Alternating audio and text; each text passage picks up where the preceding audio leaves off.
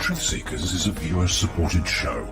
Wonderful people like you who enjoy this show send pledges in the form of super chats, super stickers, super thanks, PayPal or Cash App. Instructions for how to help are in the description. You can also join our Patreon, and for as little as $1 a month you can get extra content. Patreon supporters get a backstage pass, early access to all our production videos before they are distributed publicly, Stephen Campion's music, private writings, a monthly show journal, and more. You can also become a YouTube channel member for $5 a month. A YouTube membership includes all of the Patreon benefits, plus a special members badge, priority reply to video comments, and the live chat, plus a monthly members-only video. We thank you all, kind and generous benefactors, for supporting Truth Seekers. Thank you for your generosity and support.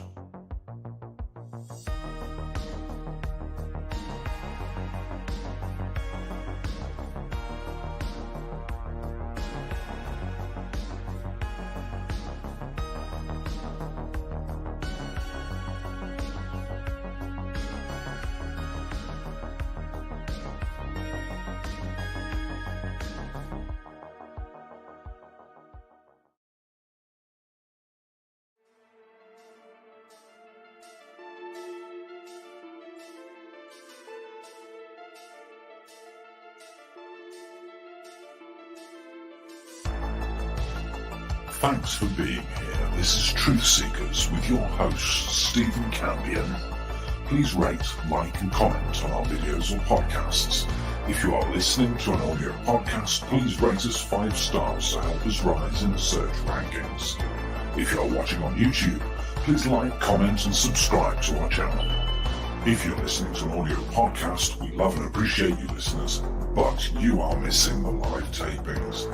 All our shows are recorded live with video feed. We'd love you to come be a part of our live broadcasts and tapings for the podcast. Head on over to YouTube, click the search tool, the little magnifying glass, put Truth Seekers, one word in the search bar, and hit enter. You'll see a strange and mysterious guy with sunglasses. That means you found the channel. Go there, smash the subscribe button and hit the notification bell to receive up-to-date info on our YouTube channel. We welcome you to be a part of our live taping and our chat room during the live broadcasts. Seek the truth. Speak the truth. This is Truth Seekers. Truth Seekers. Truth Seekers.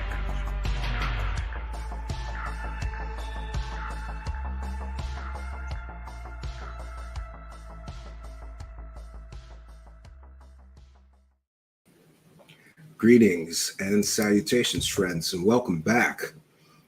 Before we begin tonight's broadcast, I want to apologize for my absence yesterday. Unfortunately, due to ridiculous, stupid, slanderous, false accusations made against me by one David Wilcock, I was forced to spend last night researching and dealing with these public records requests.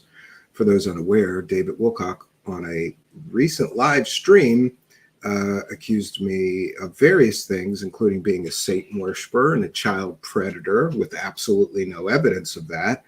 But most disturbing, he made a series of completely and totally easily provable false allegations against me to the Boulder County Sheriff's Office. I have been in communication with them since last week.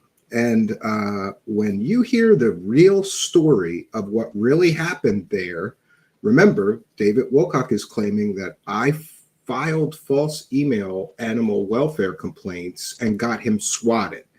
He kept saying that I got him swatted over and over and over again. So I contacted the Boulder County Sheriff's Office and I made numerous requests. I wanted everything. And I'm happy to report that we're going to have quite a special report tomorrow night. But since, there are claims of lawsuits being thrown around, even claims of me being arrested by the Boulder County Sheriff's Office. By the way, that's not going to happen. You know, we have to be very careful and dot our I's and cross our T's and make sure that the public records that we got are redacted and properly dealt with. But this is all public information. So tomorrow night at 9 p.m., I invite you for a very special report. I want to thank Spooky, who I jokingly refer to as the Kraken. Just too much to do on this story on a tight deadline. So Spooky has kicked in to help with some of the editing and behind the scenes work. Thank you, Spooky. So tomorrow night, before we begin tonight's broadcast, it's very important to me that everybody understand that tomorrow night we will be presenting a very special report, David Wilcock bombshell. And we've got the body cam footage. Remember, David Wilcock says he was swatted and that I caused that. We've got the body cam footage. We've got the police report. We've got 911 audio recordings. We've got a recorded phone call between David Wilcock and a member of the Boulder County Sheriff's Office in which he makes multiple slanderous and defamatory statements against me, and I can prove that, by the way. It's very important that we understand the distinction between a claim and a proven claim. David Wilcock has made an incredible amount of false claims against me with no evidence and no proof whatsoever. He has not proven any of his claims are true.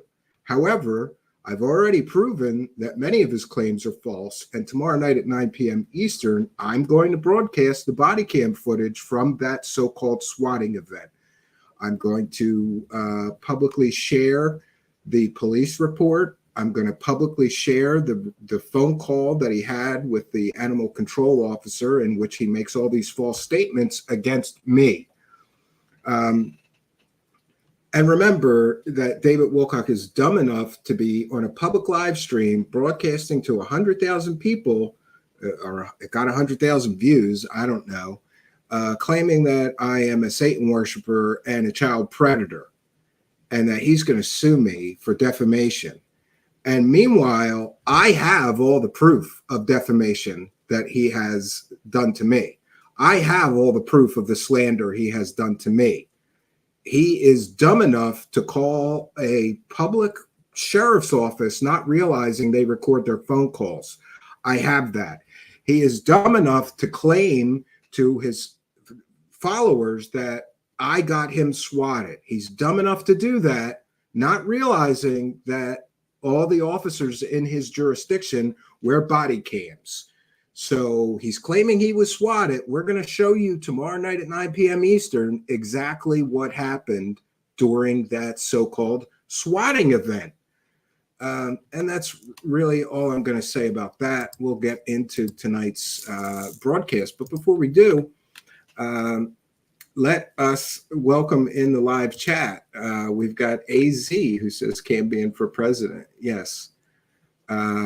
Yes. And Village Floral House, who's a recent convert from a David Wilcock watcher to a Truth Seekers watcher, says, I still don't understand why it was wrong calling animal control, whoever it was on video, for weeks and weeks. He's just sitting there announcing his dog is dying and like whatever about it. Yeah. He's claiming that people emailed complete and total lies about his dog. I believe, I've spoken to the people who made the complaints. I believe that those complaints were made out of concern for his dog. After all, for weeks, he's been talking about the dog being so sick and close to death. And people are simply saying, take the dog to a vet. And so people filed with the Humane Society or some animal welfare organization, who then contacted Boulder County Sheriff's Animal Control with the neglect complaints. That's what really happened. Yeah. Plan D says, tomorrow night, ultimate montage video only here on Truth Seekers News. The UFO Octagon presentation, awesome times only here on Truth Seekers, says Plan D. And thank you for being a member. So we want to thank Aaron. We want to welcome Aaron Flores, Rose Eros, welcome AZ, Chuck Bam, Talmud, Archaic Revival is here, King Bull is here. We've got Sandra McDonald is here, Patty Wilhelm, Aliens Are Sus, Ty Blee, trying to get all of you a shout out. Mr. Ian is here, King Bull is here, Anna Louisa is here, Garaji is here, Jimmy Tchaikovsky is here. Siren 1 is here. Let's see if we've got Foxy's Friends is here. I mentioned Plan D is here. Plan D is always here. Operation Shutdown is here. My Padot Tumba is here. Says, I set it as my alarm. Plan D says, True Seekers coming at you. Yeah, we've got great attendance here this evening. I'm going to be doing a presentation that's a little off the beaten path. And I do apologize for not being here tomorrow night. We have Pukali is here. Chuck Bam is here. Shout out to all of you guys there in the live chat. UFO Joe is here. Let me get closer to the end of the live chat. Above the Clouds is here. Arlene Atkins is here. ML is here. Welcome all of you guys. Wise Monkey is here. Always good to see Wise Monkey. That means, you know, I'm not an idiot because Wise Monkey only watches wise show hosts. Jim Morris is here. Admiral Rascals. Gregory Jetson is here. Aki Kama is here. I see a lot of new faces. Grogu Wolf is here in the live chat as well. So welcome. Whether you are a veteran truth seeker or new, welcome especially to the new people. If I haven't seen you here before, you are most welcome. And thank you all for being here. Jason Parker is here as well. So chime in on the live chat. So I want to make sure that I mention that this David Wilcock thing, I'm seeing a lot of comments that I just want to comment on. People are saying, this is funny as hell. This is entertaining as hell. And while I'm glad people think it's funny or think it's entertaining and are amused by what happened, please bear in mind that this man, David Wilcock, is broadcasting to 100,000 people that I am a Satan worshiper and a child predator. Then he is openly and really aggressively slandering me, saying I did all these things that I can prove I did not do. So it's not entertaining for me. It's been a very stressful week. And also it's been a very draining week because, and this is something that I think is important. I'm just going to mention it and put it out there. Al Garay is here saying, I am a veteran truth seeker. Yes, you are. Sail Alpin 900 AD. Is here as well. Welcome. Michael Padilla is here. Welcome, but he says he's not here. I see you. You're here. So I just want to make sure that people understand these records requests that I had to do cost me several $100s. Then I have to pay Spooky to help me with the redactions and the editing for tomorrow night's broadcast. Sasha N is here. Saying, do 100,000 people really think David Wilcock is telling the truth? I don't think so, but, you know, people, I guess, find him entertaining. I don't. So I just want to make sure that we mention that David Wilcock making all these false allegations against me has cost me several $100s now. And then there's also the loss of earnings from not being able to do a live broadcast yesterday because I'm busy defending myself from absolutely 100% provably false allegations. But I need the records to do that, which cost me several $100s in total, something around a few $100s to get all of these records, including the body cam footage that shows his so-called swatting. And I just want to make sure that everybody understands, you know, I'm not here to cry poor. I'm not here to garner sympathy, but I am a working husband and father of 2 young boys.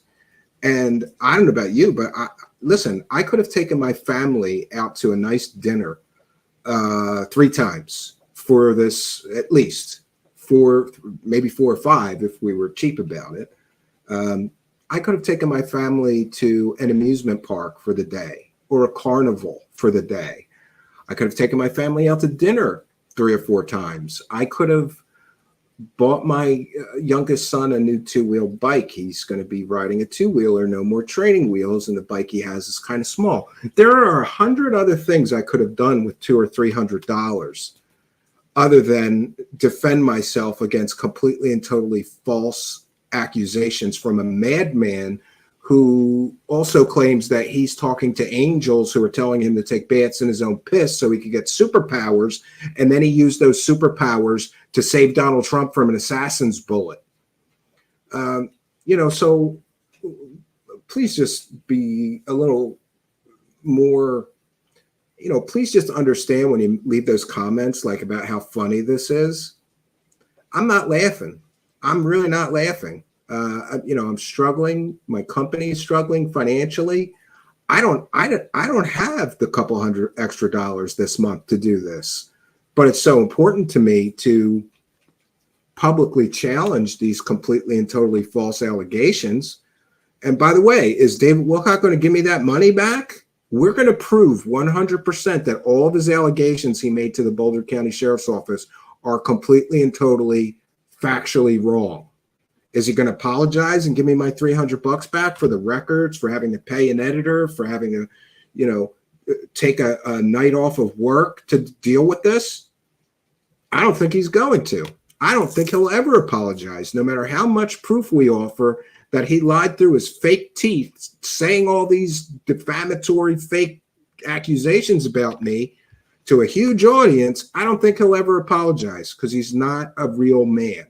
A real man, when he makes a mistake, realizes it and owns up to his mistake, learns from it, and apologizes to the people that he has wronged or hurt. And let me put something else on the record.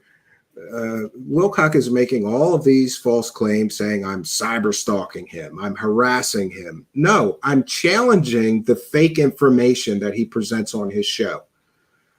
Remember, Wilcock has stated 2+ years ago that he would have a working hover car prototype in 1 year. Lately, insofar as Stefani, he's made all these false claims, claiming he's getting contracts with African nations. He can't. They're not NATO countries. He can't sell weapon systems to a non-NATO country. There are laws in this country. He gets everything wrong. But I'm going to take a moment to thank you, kind and generous benefactors. Sandra McDonald with the kind and generous $14.99 says, for the Exposed Fund. Well, thank you very much for your kindness. We appreciate you, Sandra McDonald, and all of you. And,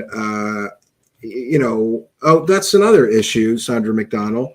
I am taking the funds to do this out of the show's till. I could have bought, I need a 2-speaker recording setup to have live in-person guests. So that's a couple $100. I could have bought that. Instead of advancing our show and our production here, I'm fighting David Wilcock and his completely and totally false allegations made against me. I have to pay, all this money to get the records to prove him a liar, which he is. But we thank you, kind and generous benefactors, for throwing some money in our till so that, thank God we had the money to do this. Thank you, Sandra McDonald, longtime show supporter and a YouTube channel member. Thank you for your kindness. Raise the cash. And we want to thank Aki Kama. I've been here since Linda Howe Super Chat. Well, thank you for your kindness, generosity, and support. We appreciate you. Aki Kama, I hope I'm saying that right. Thank you for your kindness and helping us too. Raise the cash. Yes, and we also thank Siren for kind and generous $5 super chat. Thank you for your kindness, generosity, and support. It is much, much appreciated. Thanks for helping us to praise the cash. Raise the cash. And we've got Talmud with a very kind and generous $20 super chat. Says, let's keep this rolling, Truth Seekers. Let's show Stephen our support.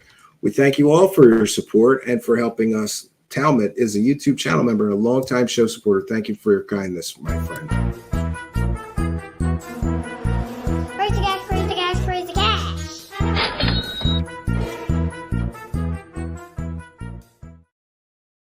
All right, we've covered our bases here. I'll also be thanking some Buy Me a Coffee friends and also some of our PayPal pledge friends.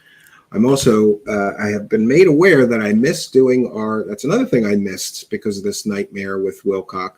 I missed doing our monthly wrap-up Patreon and YouTube channel member stream. I'm going to catch up on that this week. But we thank you for those people who let me know that they missed that video this month. I'm going to make it for you. Just a little bit behind due to these false allegations from a maniac that's taking baths in his own piss to get superpowers because angels told him to do that. All right, we're going to get into our major presentation for tonight. I have been contemplating this presentation and working on it for quite some time. Now, I apologize if it is not very audio video. I don't have slides and too many, a lot of imagery, but I do have a well-written presentation.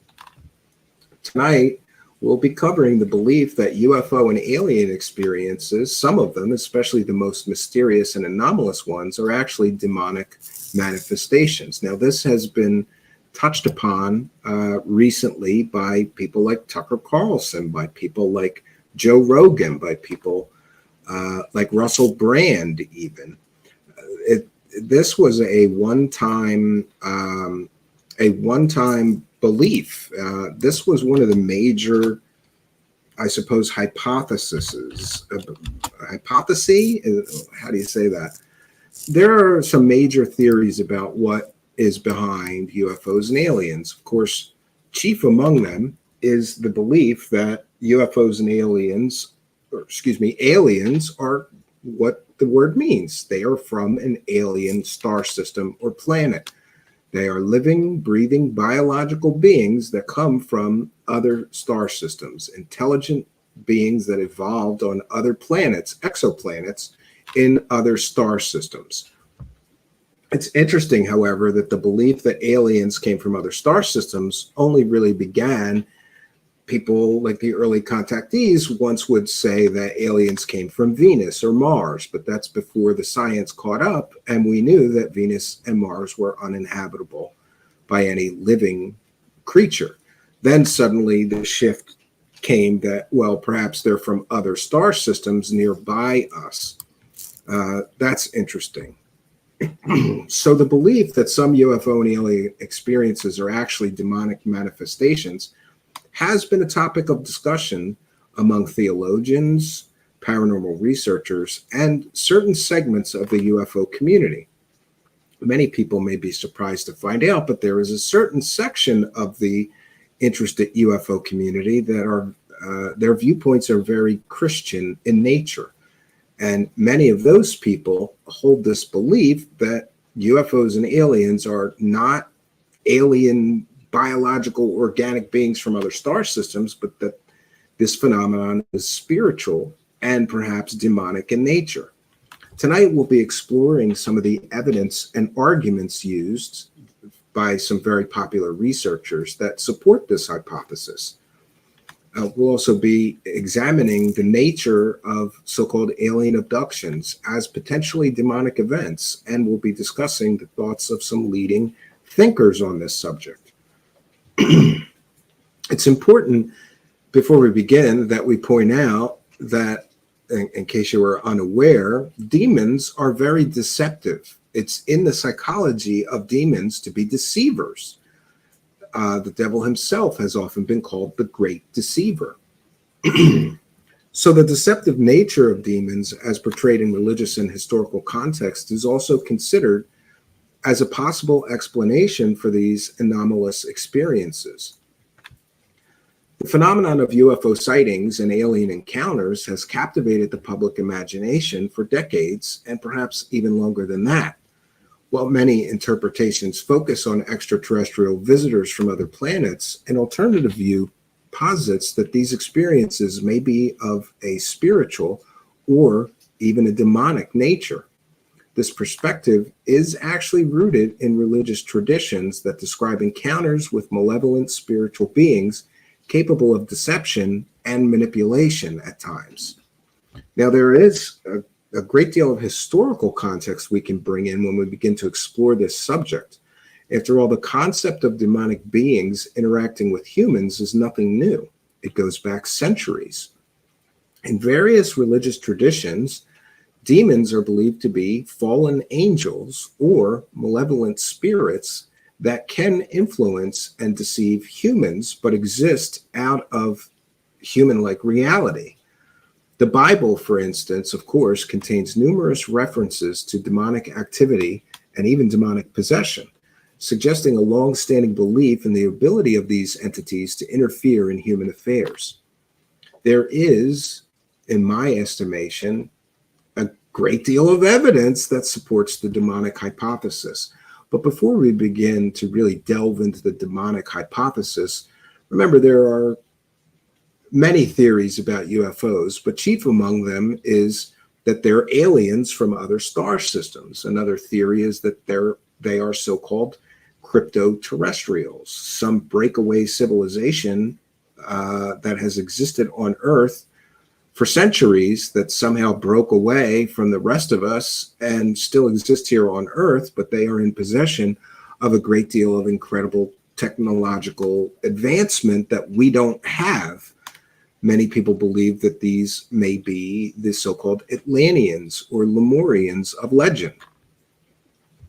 Another theory, of course, is that they are time travelers. Another major hypothesis is that these UFO and alien encounters are somehow just super advanced technology. Some have even hypothesized that they may be based, some of these technologies and interactions with these beings may be connected somehow to artificial intelligence. But back to the demonic hypothesis, which is the subject for tonight's broadcast, proponents of the demonic hypothesis for the UFO and alien experiences point to several pieces of evidence. One, there is behavioral similarities. Many alien abduction reports involve behaviors and phenomena that closely resemble historical accounts of demonic manifestation, demonic possession, and demonic oppression. These include experiences of paralysis, fear, and even physical assault, which are often reported by abductees. Then, of course, there is the subject of deception and manipulation. One of the things that I have been thinking about, and this was brought to my attention by a Catholic priest, is that many of the people promoting UFOs and aliens are very deceptive and manipulative in nature. It just seems perhaps that if many of the people promoting UFOs and aliens and manipulating people promoting UFOs and aliens are so deceptive and manipulative in nature, perhaps that is because the lords that they are serving are actually demons. Demons, after all, are traditionally seen as deceivers, capable of presenting themselves in various forms to mislead humans.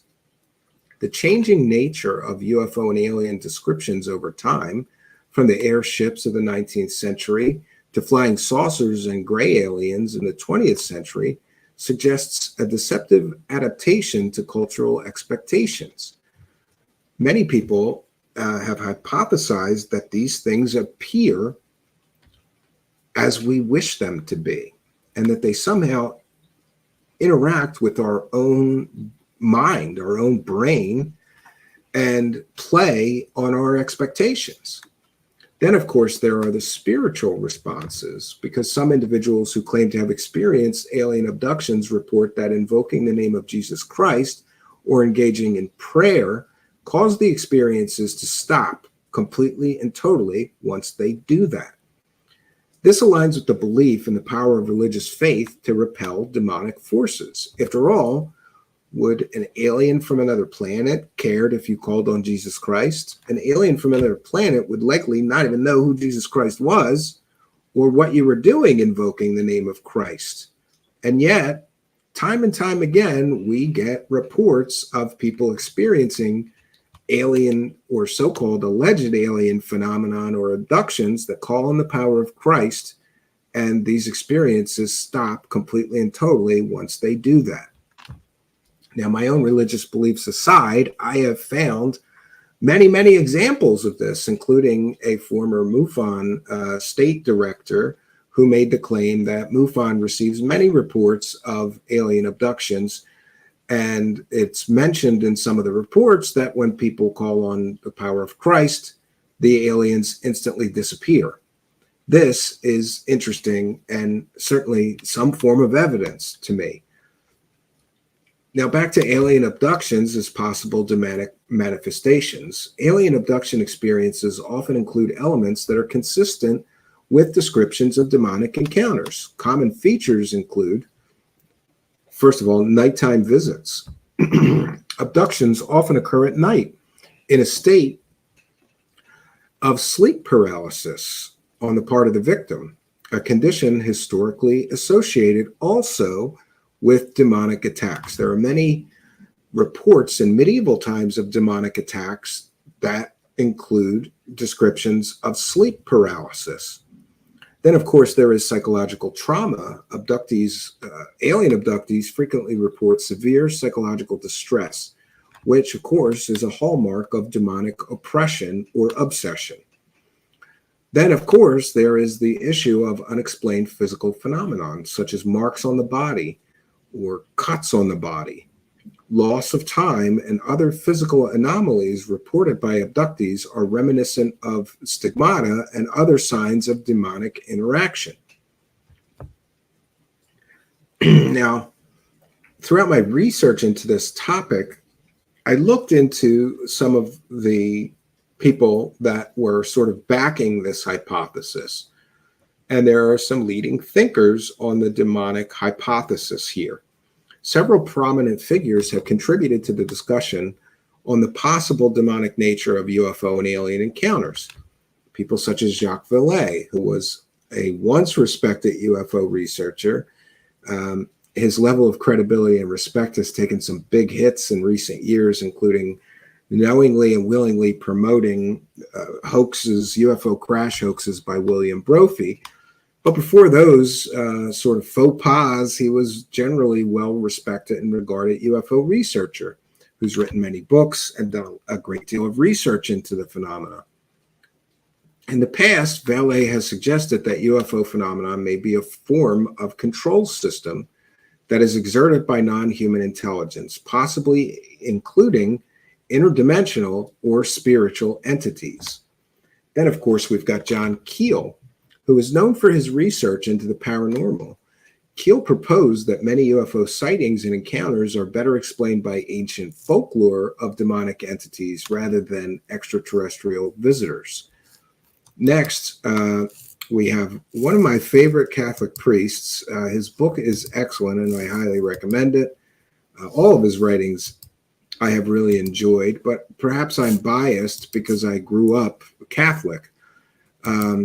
But there is a Catholic priest who is sadly no longer with us. May he rest in peace. I'm speaking certainly of Father Malachi Martin, who was a Catholic priest and also an exorcist who spent a greater part of his career exorcising demons from people. Father Malachi argued that the increasing prevalence of UFO sightings and alien abductions might be evidence of heightened demonic activity in the modern world. Next, of course, we really have to take a moment to really highlight the deceptive nature of demons.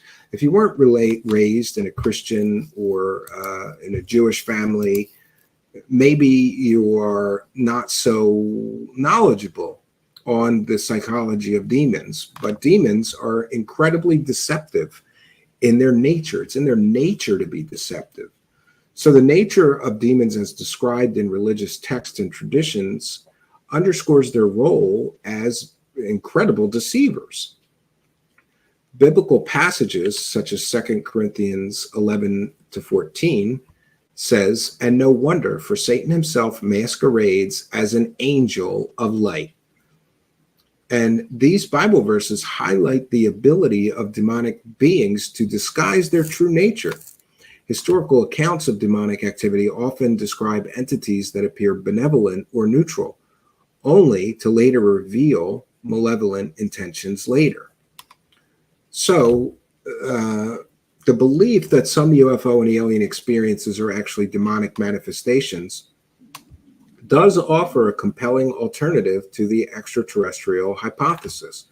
And this certainly draws on religious traditions, historical accounts, and the testimonies of those who have experienced these phenomenon. Proponents of this view, and there are many Christians, especially Christian ministers and Catholic priests. I've spoken to some Jewish rabbis as well who hold this belief. I've even spoken to a Muslim who's an imam or cleric, Muslim cleric, who holds the belief that UFOs and aliens are the jinn or jinn that the Quran speaks of, which is essentially like a demon, but there's some distinctions there.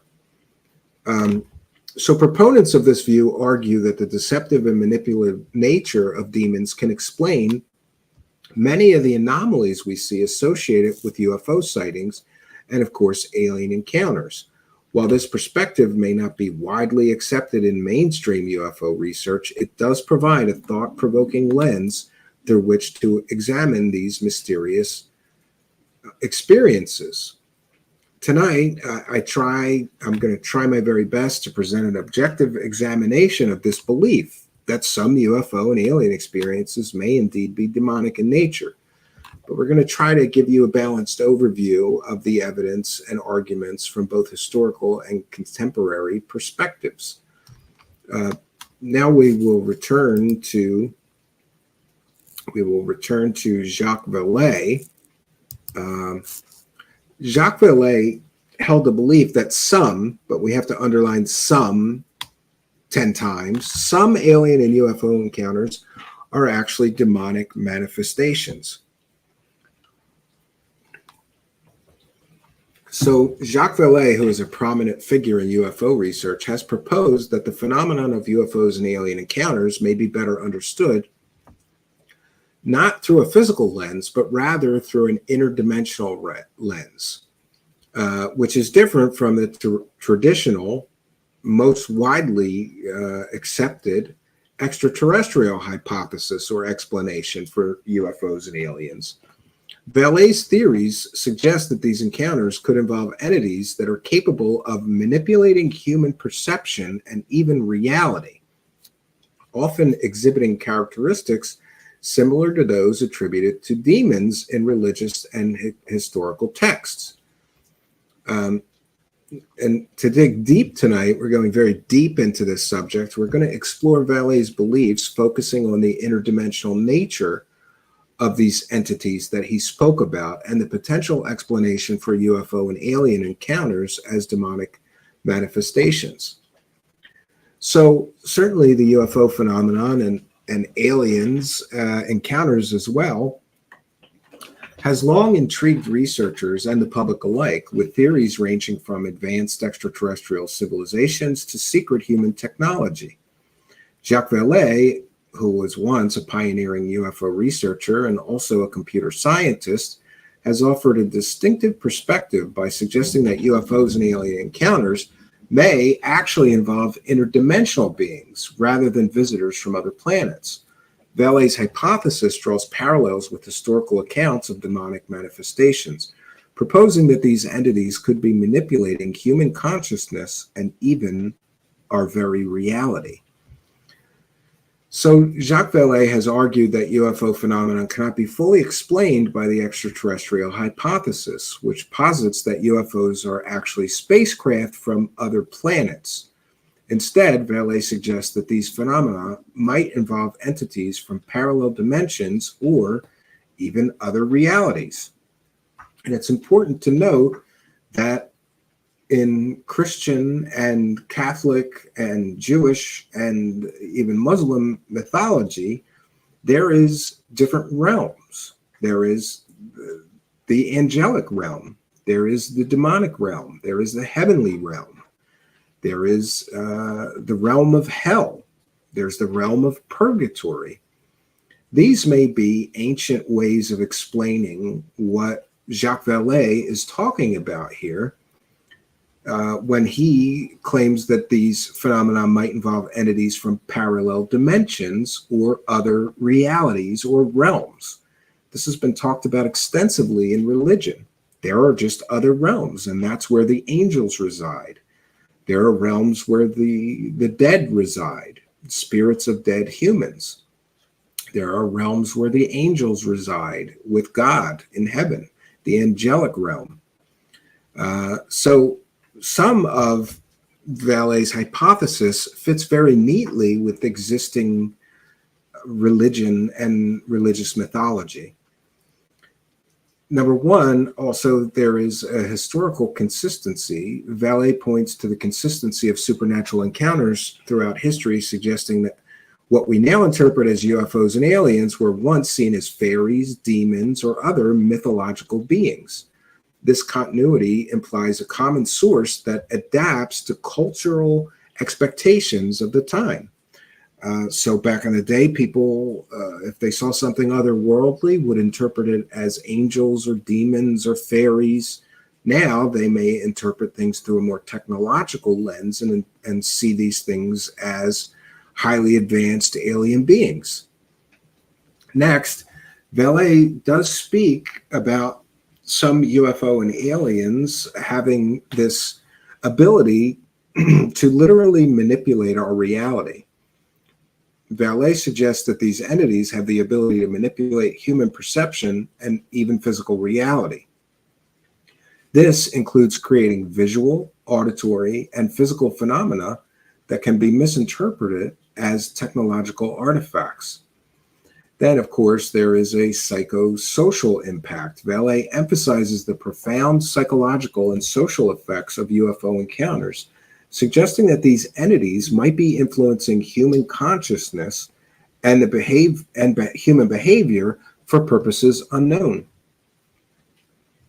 Next, we need to take a moment to speak about demons as interdimensional beings, because the concept of demons being interdimensional beings aligns with Vallée's hypothesis.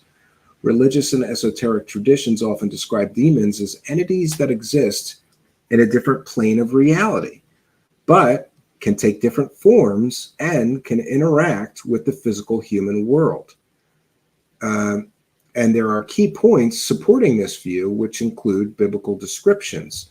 The Bible and other religious texts describe demons as spiritual beings capable of possessing individuals, changing shape or choosing different forms, influencing human thoughts, manifesting physically under certain conditions in different forms. In other words, the ability to shape-shift as they wish. These descriptions resonate with some modern accounts of alien abductions and UFO sightings. Next, historical accounts. Throughout history, various cultures have reported encounters with beings that exhibit deceptive and malevolent behavior, often interpreted as demonic in nature. These beings are said to operate in a realm that actually overlaps with the physical world. And through this, they are able to influence human thoughts and even human affairs. Next, we get to modern encounters and reports of alien abductions, which often include elements such as paralysis, missing time, and of course, psychological trauma, which are also common in accounts of demon oppression, obsession, or possession. This similarity suggests a possible interdimensional origin for both phenomena. Vallée's theory that UFO and alien encounters are interdimensional in nature offers a framework for understanding some of these phenomena better, perhaps. First, that we live in a multidimensional reality. Vallée suggests that reality consists of multiple dimensions that intersect with our own. something that modern physicists are now fully exploring and some agreeing with. Entities from those dimensions might have the ability to move between dimensions, appearing as UFOs, lights in the sky, or even aliens when they interact with our world. Next, there is an issue surrounding perception manipulation, because these interdimensional beings might possess advanced capabilities that allow them to alter human perception, creating experiences that seem physical but are actually just manipulations of our minds or of our consciousness. This could explain the varied and often bizarre nature of UFO encounters. Next, of course, there are deceptive encounters. The deceptive nature of some of these so-called alien entities, which are often described in demonic terms, suggests that they may have some nefarious or ulterior motives. By presenting themselves as extraterrestrial beings, they could be misleading humanity about their true nature, true mission, and true intentions. Jacques Vallée's interdimensional hypothesis has influenced a wide range of contemporary researchers and thinkers. While not universally accepted, his ideas have opened new avenues for understanding the UFO phenomenon. And of course, I've mentioned here that John Keel, who was a journalist and researcher, John Keel echoed Vallée's ideas in his work, suggesting that many paranormal phenomena, including UFOs, might involve interdimensional entities he termed ultra-terrestrials. Then, of course, there's Nick Redfern, who is a prolific author on UFOs and the paranormal. Redfern has explored the idea that some alien encounters, again underlined some 10 times, might be demonic in nature, citing historical and contemporary evidence to support this view. So Jacques Vallée's hypothesis that some UFO and alien encounters may be demonic manifestations challenges the conventional extraterrestrial explanation. By proposing an interdimensional framework as a starting point, Vallée offers a compelling alternative that accounts for the deceptive and manipulative nature of some of these phenomena. This perspective not only aligns with historical accounts of demonic encounters, but also provides a broader understanding of what may be a much more complex and multifaceted nature we live in than we once believed, especially in relation to these strange UFO and alien phenomenon. Next, we'll be moving on to John Keel, who you may be aware was a journalist and researcher. Before we get into the next section, let's thank a kind and generous benefactor, Thomas Robinson, with a kind and generous. See, don't do that. The people are already calling me. People are already calling me a Satan worshiper. Well, one idiot is, and now Thomas Robinson just sent me £6.66, or is that €6.66? And says, protecting aliens since 1947. Oh, and Jimmy, let's give you a praise to cash there. And thank you for your kindness, generosity, and support, Thomas Robinson. I get the joke, though. 666, yeah. Praise the cash, praise the cash, praise the cash. And you don't have to do that, Jimmy Tchaikovsky, but I thank you. Says, towards your son's two-wheeler, a kind and generous $20 Australian. I've got the money for that. It's just an example that I use. But thank you for your kindness, generosity, and support. I'll use your $20 for my legal defense fund, or paying for those records that I was forced to pay for because David Wilcock likes to lie through his fake teeth on his live streams. Thank you for your kindness, generosity, and support, Mr. Tchaikovsky, and for helping us to praise the cash. Very kind and generous of all of you. We appreciate you. Thank you very much for appreciating us. John Keel is somebody I have not spoken about very much on this show here. And to be quite honest, there's a reason for that. And that is, I do not know what to make of John Keel. In some of his published works, I felt like he did an incredible job investigating and researching. And then in other of his works, I felt like he did a poor job investigating and researching. But one thing is for certain, John Keel is a fountain of UFO and alien, what we would call UFO and alien mythology here. The Mothman, Indrid Cold story, and also the Men in Black. All of this came from John Keel's original reporting. John Keel was an influential journalist and researcher in the field of ufology, which is, I hate the word ufology. It's like we just made up a fake science, right?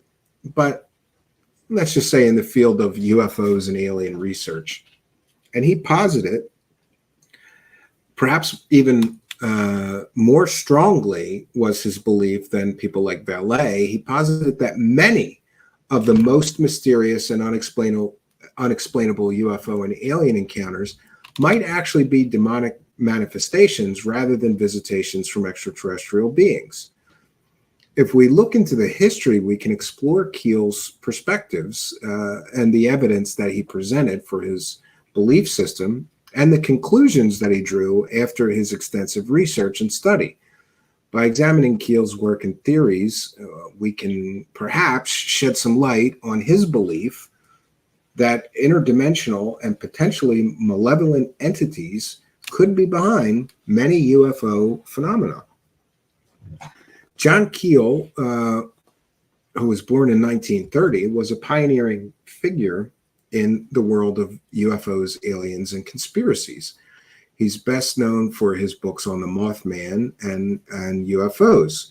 Keel's approach to UFO research diverged significantly from the mainstream extraterrestrial hypothesis. Instead, he proposed that many UFO encounters might involve entities from other dimensions or other realities, often exhibiting characteristics traditionally attributed to demons.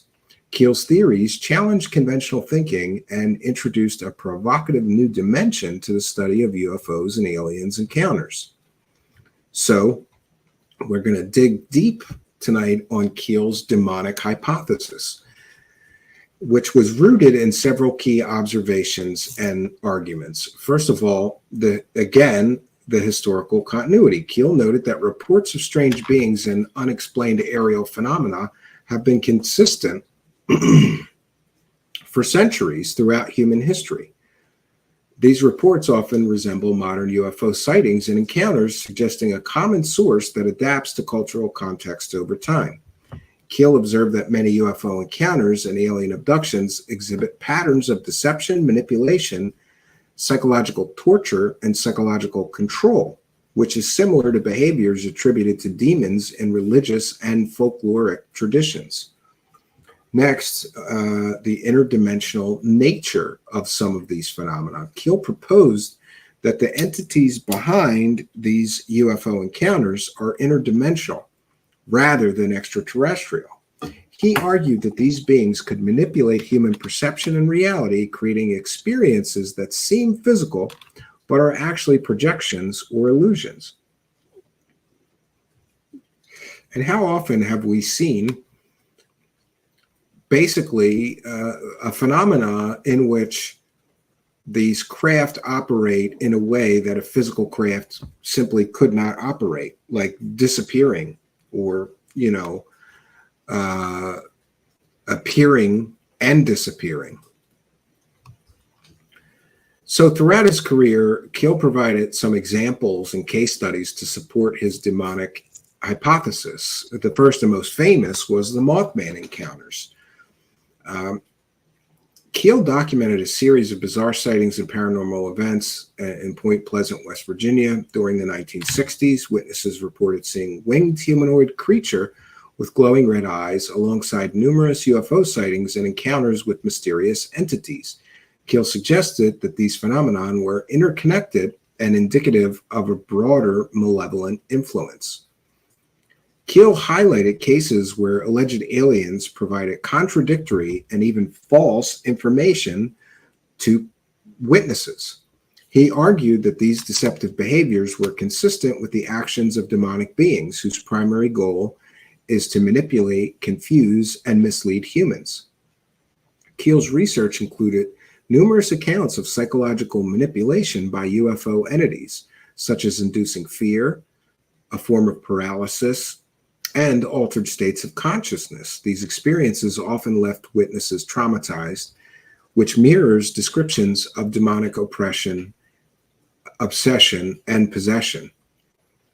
John Keel's extensive research led him to several key conclusions about the nature of UFO and alien encounters. First, that these were non-physical phenomena. Keel concluded that many UFO sightings and encounters were absolutely non-physical in nature, involving projections or manipulations of human perception rather than tangible physical objects or physical beings. This aligns with traditional accounts of demonic apparitions and hauntings. Next, on to interdimensional entities. Keel posited that the entities behind these encounters originate from parallel dimensions or alternate realities. Again, back to religious belief that there are different realms. So Keel held that belief, but called them, instead of calling it the angelic realm or the demonic realm, as a Christian or Catholic might, he called them parallel dimensions or alternate realities. And he argued that they have the ability to cross into our reality, interact with humans, and manipulate our experiences. Next, on this, Keel believed that these entities often have malevolent intentions and were seeking to deceive, manipulate, and even harm humans physically. He suggested that their ultimate motives, while remaining unclear, he cited that their actions align with historical descriptions of demonic behavior. And by the way, I just wanted to mention on the latest season of Unsolved Mysteries, there is our recent guest, Lon Strickler. You may want to check out our recent interview with Lon Strickler. There's an incredible update of sorts on Mothman sightings that are taking place in Chicago. I just watched it recently after our interview. It was a really great episode of Unsolved Mysteries all about the Mothman, and our recent guest, Lon Strickler, was heavily featured there. So back to John Keel, his theories have had a significant impact on the field of ufology and paranormal research. While not universally accepted, quite like Jacques Vallée's theories, his work has inspired an entire generation of researchers to consider his alternative explanations for the UFO phenomenon. Keel believed that all of these things, Mothman and cryptid creature sightings and the so-called Men in Black sightings and UFOs and aliens, were all intimately connected and perhaps coming all from the same source. Keel's emphasis on the psychological and interdimensional aspects of these encounters has broadened the scope of research into UFOs and aliens and highlighted the complexity and mysterious nature of the phenomenon.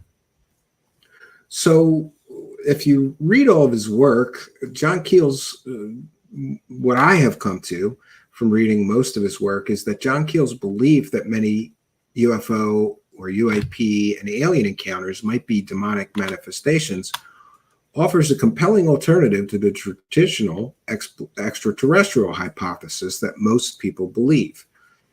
And again, by examining historical continuity, behavioral patterns, and interdimensional nature of these phenomenon and the non-physical nature of many of these encounters, Keel provided a thought-provoking framework for understanding what may be some of the most mysterious and unexplainable cases.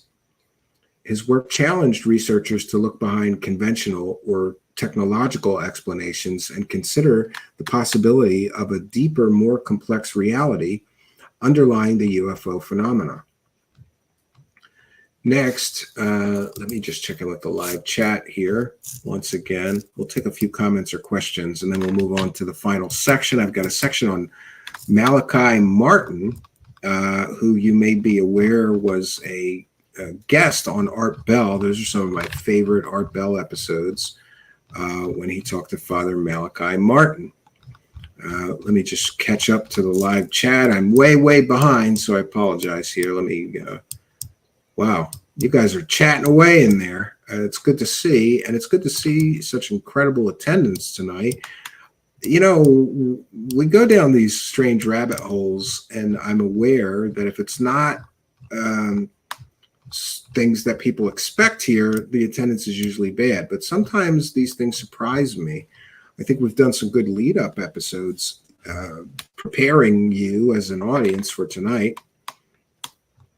Grogu Wolf says, doing good tonight.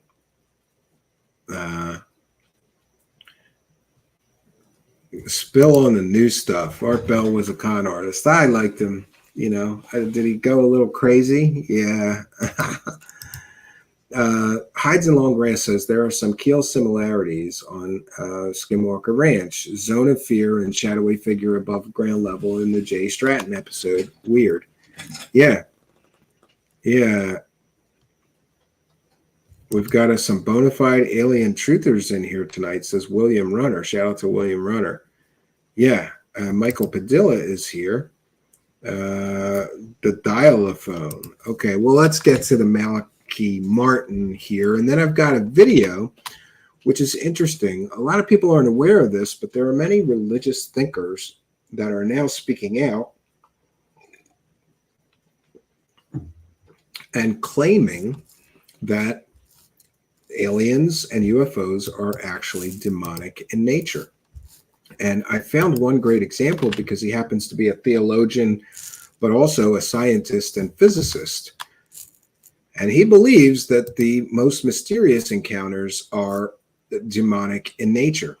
And we're going to get into that. But I have one final section, and I apologize for the lack of audio-visual aids. Next time I should make some slides like a certain dillweed, right?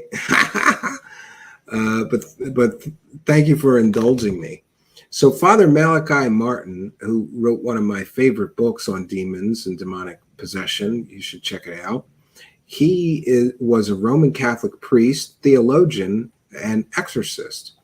And he held the belief that many UFO and alien encounters were not aliens at all, but were actually demonic manifestations rather than visitations from extraterrestrial beings.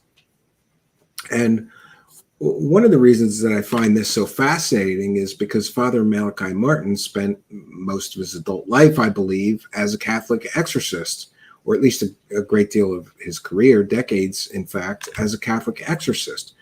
He was sort of seen as the Catholic Church's world-renowned expert on demons and demonic manifestation. So for him to get behind this theory, I think holds a great deal of weight. He spent decades of his life studying and some would say even battling demons. I find his perspective very compelling. Father Malachi Martin's perspectives and the evidence that he presented, we will briefly go over tonight, as well as the conclusions that he drew after extensive research and study. So Father Malachi Martin was a prominent figure within the Catholic Church, known for his work as an exorcist and also an author. Throughout his career, multiple times, in fact, Martin expressed controversial views on various subjects, including the nature of UFOs and alien encounters. He argued that these phenomena were often, not sometimes, but often demonic in nature, representing a spiritual and metaphysical reality rather than a technological, physical, or extraterrestrial one. Martin's insights drew from his deep understanding of Catholic theology, demonology, and his extensive experience with demons during exorcisms. So his demonic hypothesis, like the other two we reviewed, is based on several key observations and arguments. And you'll notice that each of the three that we are citing tonight, Jacques Vallée, John Keel, and Father Malachi Martin, they all sort of agree on certain things. But Father Malachi Martin's demonic hypothesis and his key observations are slightly different. First, spiritual warfare Martin viewed the world as a battleground between good and evil forces, and he believed that demonic entities were actively working to deceive and even corrupt all of humanity. UFOs and alien encounters, in his view, were part of this broader spiritual warfare taking place on a daily basis on Earth. Martin drew parallels between modern UFO encounters and historical accounts of demonic apparitions, possessions, and other supernatural phenomena described in Christian and Catholic religious texts. He argued that these similarities indicated a common demonic origin and could not be denied, in fact. Martin noted that many UFO encounters and alien abductions, again, like Vallée argued and Keel argued, involved elements of fear, psychological manipulation, and even physical torture and physical harm. These characteristics are, of course, consistent with traditional understanding of demonic activity, including obsession and possession, or demonic oppression.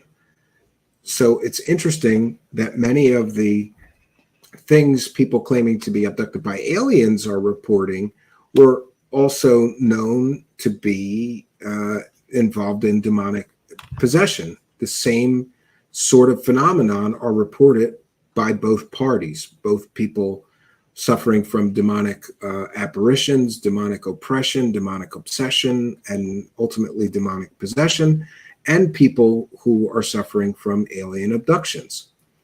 Father Martin provided some examples and case studies to support his demonic hypothesis. Again, like Vallée and Keel, Father Martin would talk about cases where the so-called or alleged aliens provided a great deal of wrong information. He argued that this deceptive behavior was not a characteristic of technologically advanced intelligent beings from other star systems, but rather that is a characteristic of demonic entities. Then, of course, he spoke in great detail about a great deal of paranormal phenomenon. Father Martin observed that many UFO encounters included elements of the paranormal, such as poltergeist activity, which he believed were indicative of demonic presence. He suggested that these phenomena were interconnected and part of a larger demonic strategy to manipulate and deceive humankind. In his work as an exorcist, Father Martin encountered many individuals who reported experiences with both demonic entities and UFOs and aliens. He found that many of these cases involve similar psychological and spiritual symptoms, which served to reinforce his belief in a common demonic source for all of this paranormal phenomenon. Next, he spoke a lot about the rise in UFO and alien encounters, especially towards the end of his life. And he viewed the rise in UFO and alien encounters as evidence of demonic activity. Father Malachi Martin believed that the increasing prevalence of UFO and alien encounter cases in the modern era was indicative of heightened demonic activity. He saw this trend as part, again, of a broader spiritual crisis or spiritual warfare, which was taking place on Earth and directly affecting humanity. Father Martin often talked about moral decline. He argued that the rise in UFO encounters paralleled the decline in moral and spiritual values in our society. And he believed that demonic entities were exploiting this vulnerability in order to gain greater influences over individuals and communities. Next, Father Martin suggested that the shift in cultural perception towards accepting the existence of extraterrestrial beings was all part of a grander demonic deception. He argued that by presenting themselves as advanced technological beings from other planets, demons could undermine traditional religious beliefs and promote a materialistic worldview. And this is quite interesting because what we see among many UFO and alien true believers is a very cult-like view, and it becomes a form of religion for many people. And there's also statistical proof that people who are not religious are more inclined to believe in alien visitation and UFOs than people who have an existing spiritual framework or religious belief. Father Malachi Martin articulated his views on UFOs and demonic activity in several of his writings and public statements. In his book, pardon me,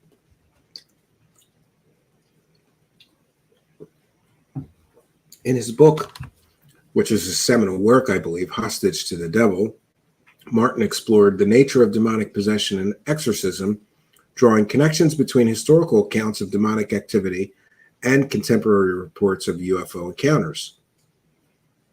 He argued that both phenomena involve similar patterns of deception and manipulation, and offered many examples that he believed proved that UFO and alien encounters were actually just demons or demonic manifestations, and that these demons were taking on this form in order to deceive people and guide them away from religion and sort of create a new techno-alien religion that would draw the faithful away from traditional religious beliefs.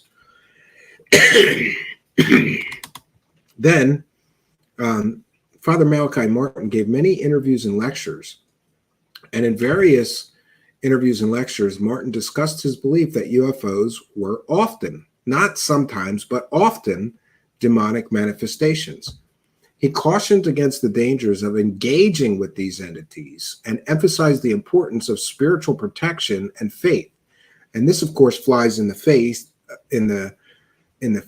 of many modern belief systems, including Dr. Stephen Greer and CE5, and welcoming these entities and trying to communicate with these entities.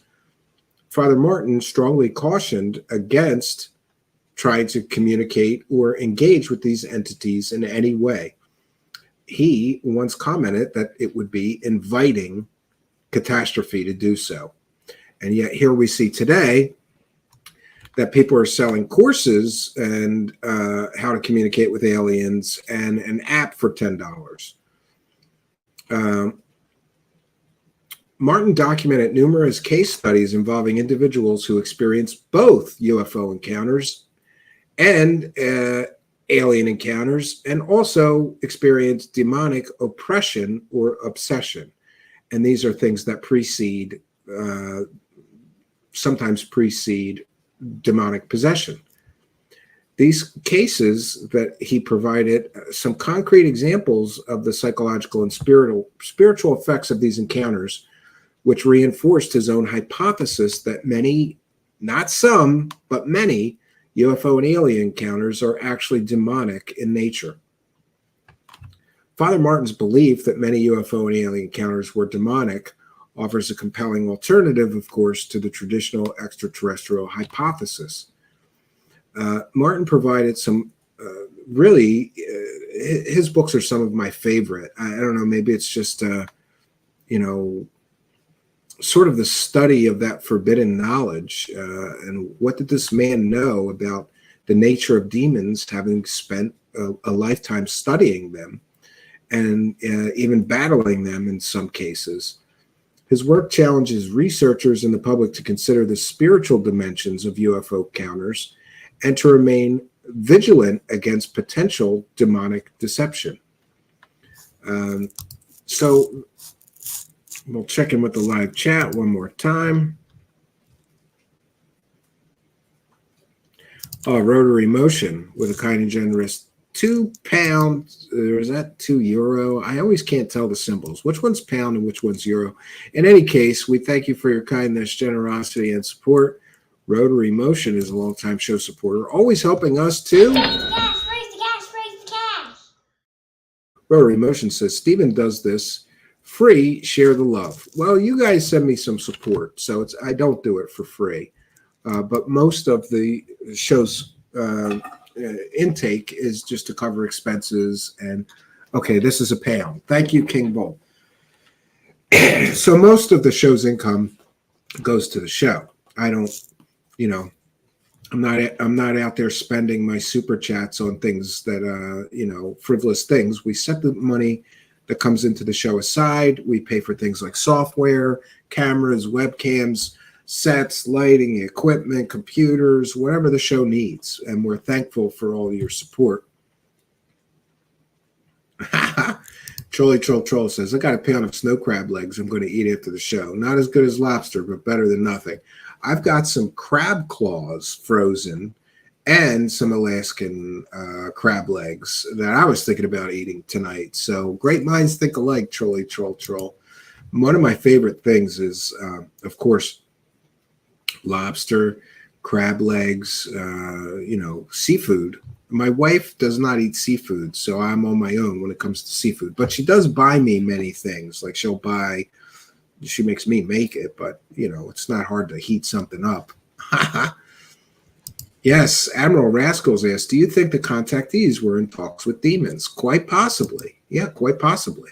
So now we're going to put our fair use banner up, and we'll get a little bit better when it comes to the audio-visual side of tonight's broadcast. I apologize. I should have made some pretty pictures. It goes better when you're reading for this long straight, but I'm very blessed with a very intelligent audience, right? So you guys didn't bail out due to lack of AV stuff, right?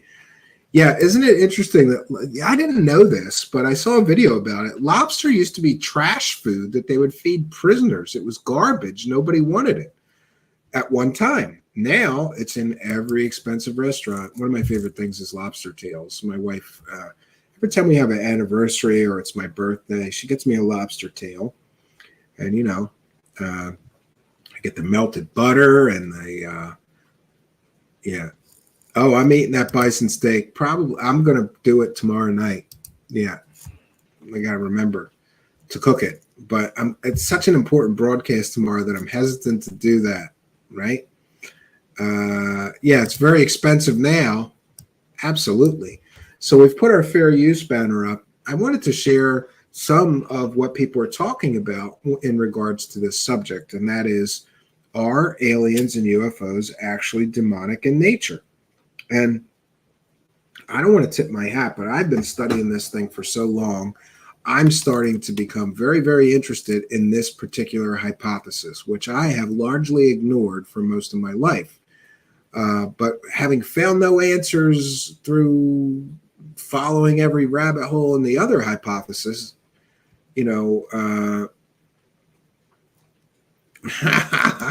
we are Stephen Cannon. I'm going to be on you about that bison steak. I got a great idea, actually. I don't want to eat it live because I'm going to be too distracted we have so much information to share. But here's what I'm going to do. I'm going to try to cook it and eat it before the show, and I'll film it and talk a little bit, and then I'll share clips of me eating the bison steak on the show. That's got to be the best way to go about it. So I wanted to share some of the Christian perspective, which I think is extremely interesting. Which I think is extremely interesting, and that is the somewhat Christian perspective. I have a video here from CBN News. Now I realize that some of you may go, "Really, Christian Broadcasting Network?" But where else are you going to get a Christian perspective than a Christian Broadcasting Network? But this particular gentleman who I'll be sharing the video, who's being interviewed here, he happens to be an astrophysicist and also a Christian. And I find I've listened to several interviews of this gentleman. Maybe we'll go through an entire one.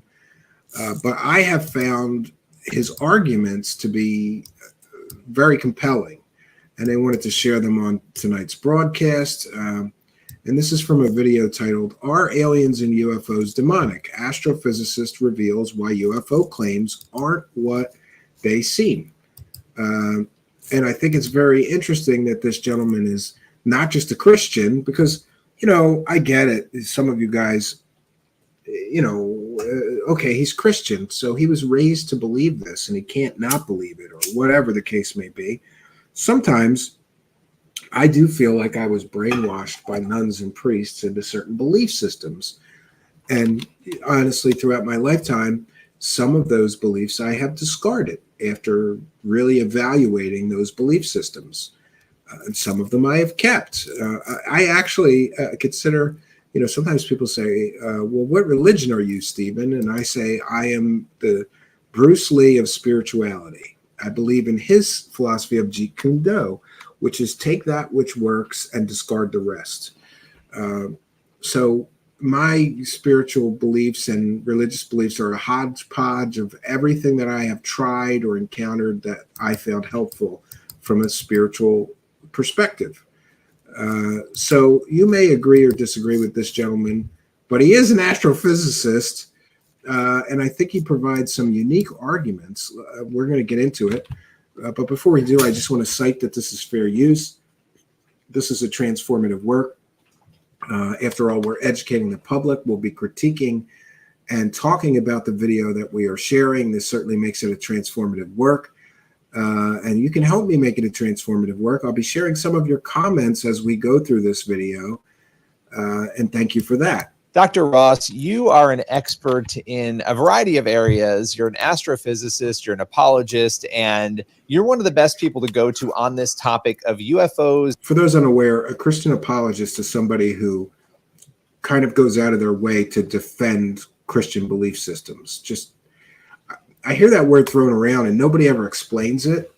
What a Christian apologist is, it kind of bothers me. So I just wanted to mention that. And aliens and extraterrestrials. This is a subject that for a long time, I think, was seen as fringe or was sort of not discussed maybe in the mainstream. And suddenly here we are. It's a topic we're seeing in Congress. We're seeing testimony in Congress. We're seeing all sorts of government documentation on this and stories that previously, again, were sort of concealed. You're right, out King in the Bull. open. That's true. 100%. What do you make of sort of this newfound cultural resurgence and interest in this topic? Well, I became a UFO expert, but not on purpose. I was an amateur astronomer before I became a professional astronomer. So every university where I served, they said, you have to handle all the UFO reports. And about 99% of what people would report to me as UFOs, I could explain as natural phenomena, a hoax, or secret government military activity. Yes, defend the Christian faith. But there's a 1% residual sure, that falls in a different category. And these would be UFO phenomena that observers report violating the laws of physics. Yes, and we hear that term, violate the laws of physics. I don't like that term because generally when people use that phrase, oh, this UFO violated the laws of physics, they generally don't provide evidence to back up their claims. But what this gentleman is saying is that 99% of the reports are nothing burgers, balloons, atmospheric phenomenon, misidentified aircraft, drones. He doesn't care about any of those. What he's most interested in is the 1% that cannot be explained through normal means that seem to violate the laws of physics. On the other hand, they leave evidence indicating that they're real phenomena. And that, I think, explains why you have a lot of scientists and skeptics saying this doesn't exist, because they come from a worldview that doesn't permit the existence of non-physical reality. But as a Christian, as a believer in the inerrancy of the Bible, I do believe in the existence of non-physical reality. And these are the realms that I discussed earlier. Every Christian believes in a non-physical reality that coincides with our own physical reality.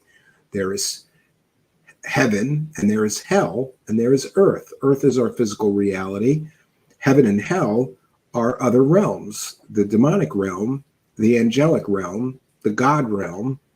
These are different realms or realities that coexist with our own that we do not have access to. But isn't it interesting how many people make this argument that these things are coming from other dimensions? In other words, they can interact with our physical reality, but we can't interact with their spirit realm or demonic or angelic realm. Because the Bible tells us God created two different species of intelligent life, one that's constrained by the physics of the universe and one that is not. And we're talking about humans that are indeed constrained by the dimensions and laws of physics of the universe, and angels who are not. And there is a non-physical nature of angels. I've been doing a lot of research into angels and demons because of this hypothesis. And a lot of people aren't aware, but the psychology of angels is very interesting, and it's different from the psychology of humans. For example, when the angel came into being, as God created all of them, they were given perfect knowledge of everything at once. In other words, a human, let's take, for example, a dog. As we're children and babies, we first encounter a dog, and we learn what a dog is. Slowly, over time, we learn what a cat is, what a dog is, what a mouse is. And our knowledge base is based on our experiences. But conversely, the psychology of angels, and therefore demons, is entirely different. They are given the entire knowledge of what a dog is all at once. They don't have to experience a dog to understand what a dog is. So there's some very specific differences between the consciousness of a human and the consciousness of these angelic beings. It's very, very different. Imagine if you knew everything all at once versus having to learn everything step by step, subject by subject. It is I guess the mindset of the two intelligent species that God created, the angelic and the human, couldn't be any more different in nature. And I think that this point is very lost on us. And this could also be why, if this theory is true, that these so-called aliens, if they are indeed demonic manifestations or angelic manifestations, seem to be incredibly advanced insofar as their technological knowledge. They know all of the sciences. They knew all of the sciences all at once. They knew all there is to know about physics and cosmology and the nature of the universe and everything all at once at the moment of their creation. They were given all that knowledge. Whereas humans, we need to learn everything drip, drab, super slow. And these angels live in a different dimensional realm, but God has given them the power to come in temporarily into our realm. So I think that's where that 1% residual falls. And some of the strongest evidence for that is that where you got multiple observers tracking a UFO going through the atmosphere, which means we can actually calculate its trajectory and velocity. And the velocities often run between 5 and 25,000 miles per hour. But the observers never record the occurrence of a sonic boom or a heat friction trail behind the UFO. If it was a physical object, you would get a sonic boom. You would get a heat friction trail, just like you do when one of the spaceships go through our atmosphere from the International Space Station. However, there are a couple of thousand cases documented where the UFO not only goes through our atmosphere, it crashes into the Earth. And when you go to the crash site, you see a crater. If there's snow, the snow is melted. The vegetation is consistently damaged. But as you investigate that crater site, there's never any debris. There's no artifacts. There's no physical evidence. And this is a very powerful argument for the non-physical nature of the most mysterious and anomalous cases. And this theory would explain why there is so little or often no physical evidence left behind. If a demon or an angel appears in whatever form it chooses to appear in our reality it doesn't leave a trace when it shifts back into its own realm or dimension or whatever you want to call that. It's non-physical in nature. It is a projection. Some would call it a thought projection, perhaps. If it was a physical craft crashing into the Earth, you'd be able to recover some debris and artifacts. But the fact that you see a crater and melted snow and damaged vegetation means that something real caused that. So we're dealing with non-physical reality, or what the French astrophysicist Jacques Vallée referred to. He says, we're dealing with interdimensional phenomena. I mean, he's not a believer, but that was his conclusion. We're dealing with a phenomena that's operating in dimensions different than those of the universe.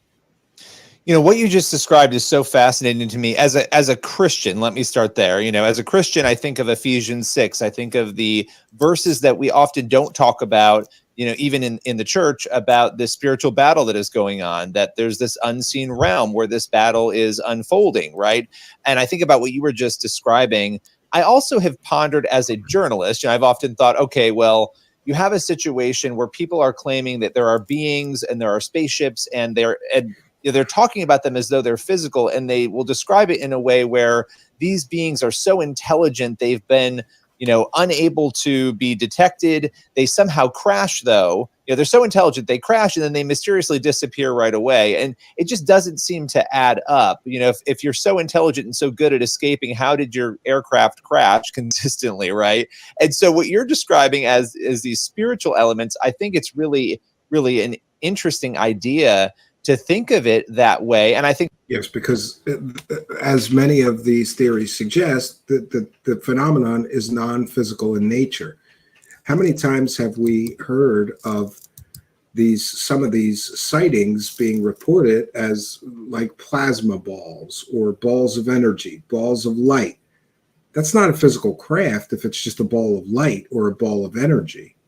It's something else entirely. Something perhaps beyond the nature of our human understanding. I think the question people would then naturally have for you, and I'd love to get your take on this, right?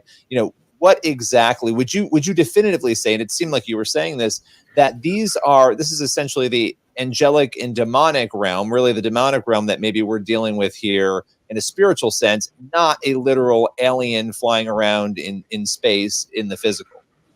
Well, back in the 1960s, the U.S. government commissioned the physicist Alan Hynek to investigate the UFO phenomena. And he was the one that came up with this term, close encounters, of the first kind, second kind, and third kind. And what you notice in these, a close encounter of the first kind is where the human contactee is within 500 feet of the UFO phenomena. And when you're talking about the second kind, this is where they actually begin to experience some kind of physical harm. There have even been instances where people have been killed or their animals have been killed.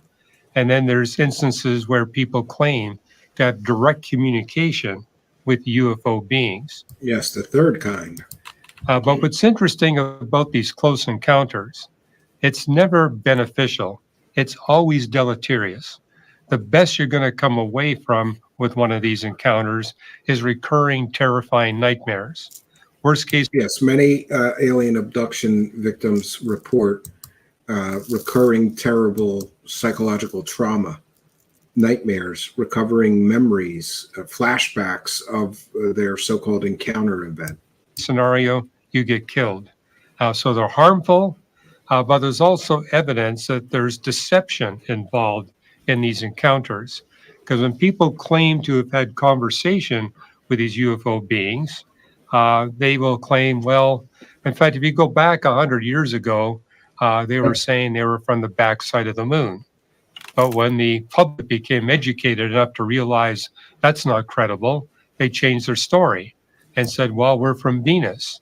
Yes, and likewise, they would say they were from the dark side of the moon. When we became technologically advanced enough to realize that nobody could live on the dark side of the moon, suddenly they're from Venus, Mars, or Saturn. And again, when we sent those initial probes and began to learn more about our own solar system and realize, oh, nobody can live on Saturn. People can't live on Mars. People can't live on Venus.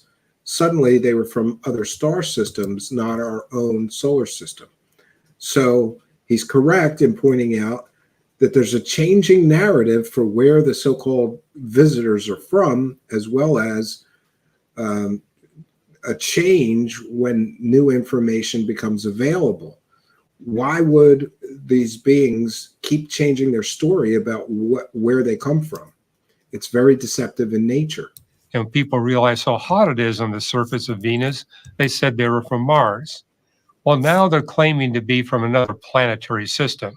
So the fact that they keep changing their story, and then you've got those cases where the human contactee goes into a trance, and then they begin to type out what the UFO being wants them to communicate. And it sounds like automatic writing, by the way. That sounds very similar to what it's automatic writing. Does this sound at all similar to a certain grifter who is telling people that angels are telling him what to communicate to people, but he's supposed to sell that knowledge to people? Again, very deceptive in nature. And it's extensive.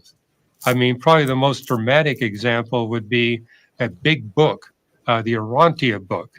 It's kind of the Bible for all these UFO cults. And some editions run 4,000 pages.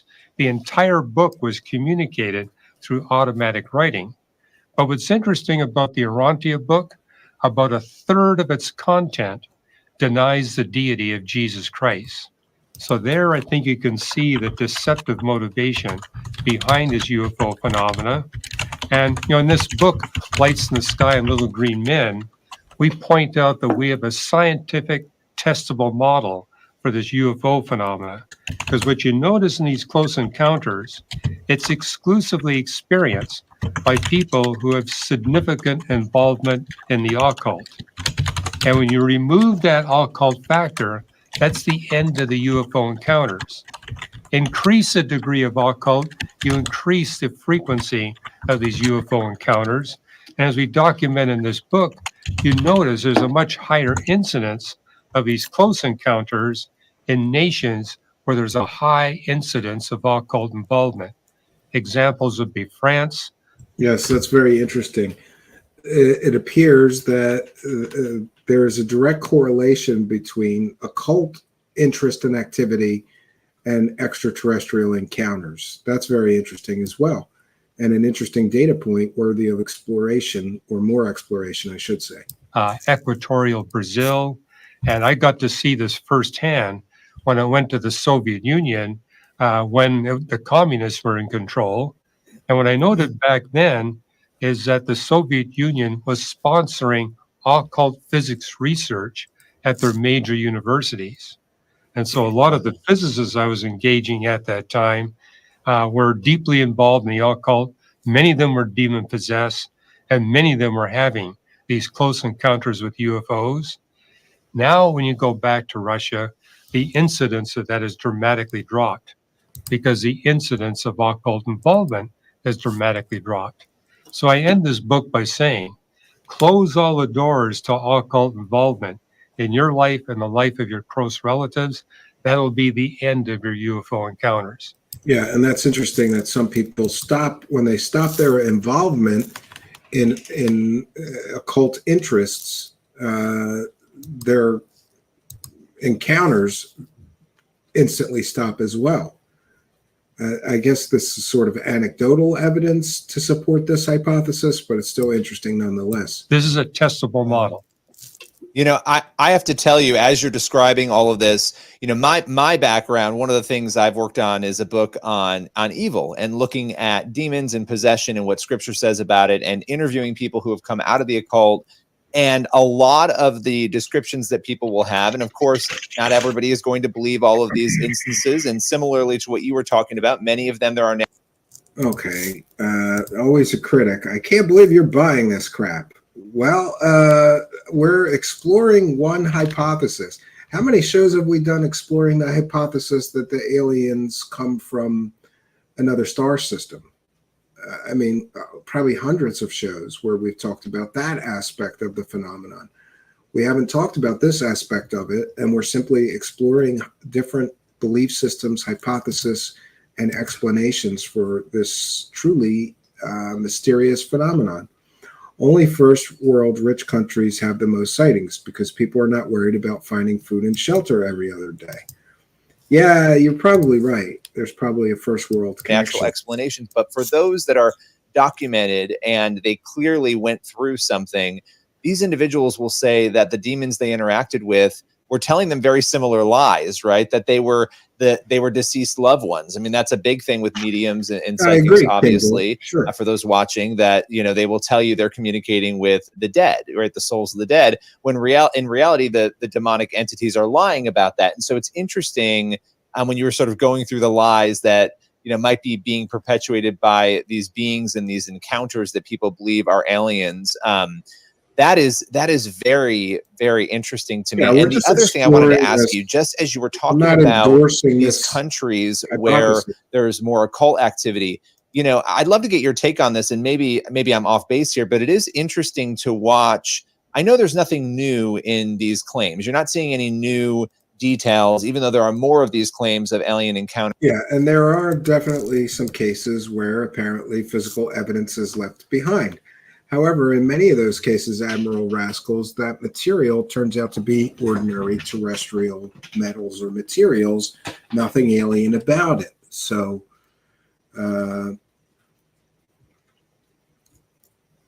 yes, and AZ says it's just one possible explanation, regardless of how likely or unlikely. Sure, we're just exploring alternative viewpoints tonight. And people should know that my covering of a topic is not an endorsement. I'm not saying this is the truth and everybody else is wrong. I'm saying let's explore and think about the possibilities. That's it. But as America seems to be sort of pulling back from its Christian rooting, right? Pulling back, we're seeing secularism sort of rampantly grow. Do you think there's any connection between that move away from God, even nominally, that we're seeing, and this increase in alleged interactions with these, purported beings? Well, I think the evidence for that is that in states where there's a higher involvement in the occult, you see a higher incidence of these close encounters with UFOs. Good examples of that would be Alaska and Hawaii. And in those states in the Union where there's a very low incidence of occult involvement, likewise, you see a much lower incidence of people claiming to have these close encounters. I guess people in Alaska and Hawaii are bored, so they're messing with occult stuff more. That's interesting. Encounters. But my passion is for the individual that's having these encounters. Close the doors, and that will deliver you from these horrifying experiences. And also be careful about who you are in contact with. Like if your father's involved, that could be the demon can work through that. And keep in mind, these fallen angels can take whatever form they choose. They can appear as your dead grandfather. They can appear as a flying saucer. They can appear as a leprechaun. And so that's why it tells us in 1 John, test the spirits. Don't believe every supernatural being that approaches you. Put them to the test. Here we go. Heaven. Well,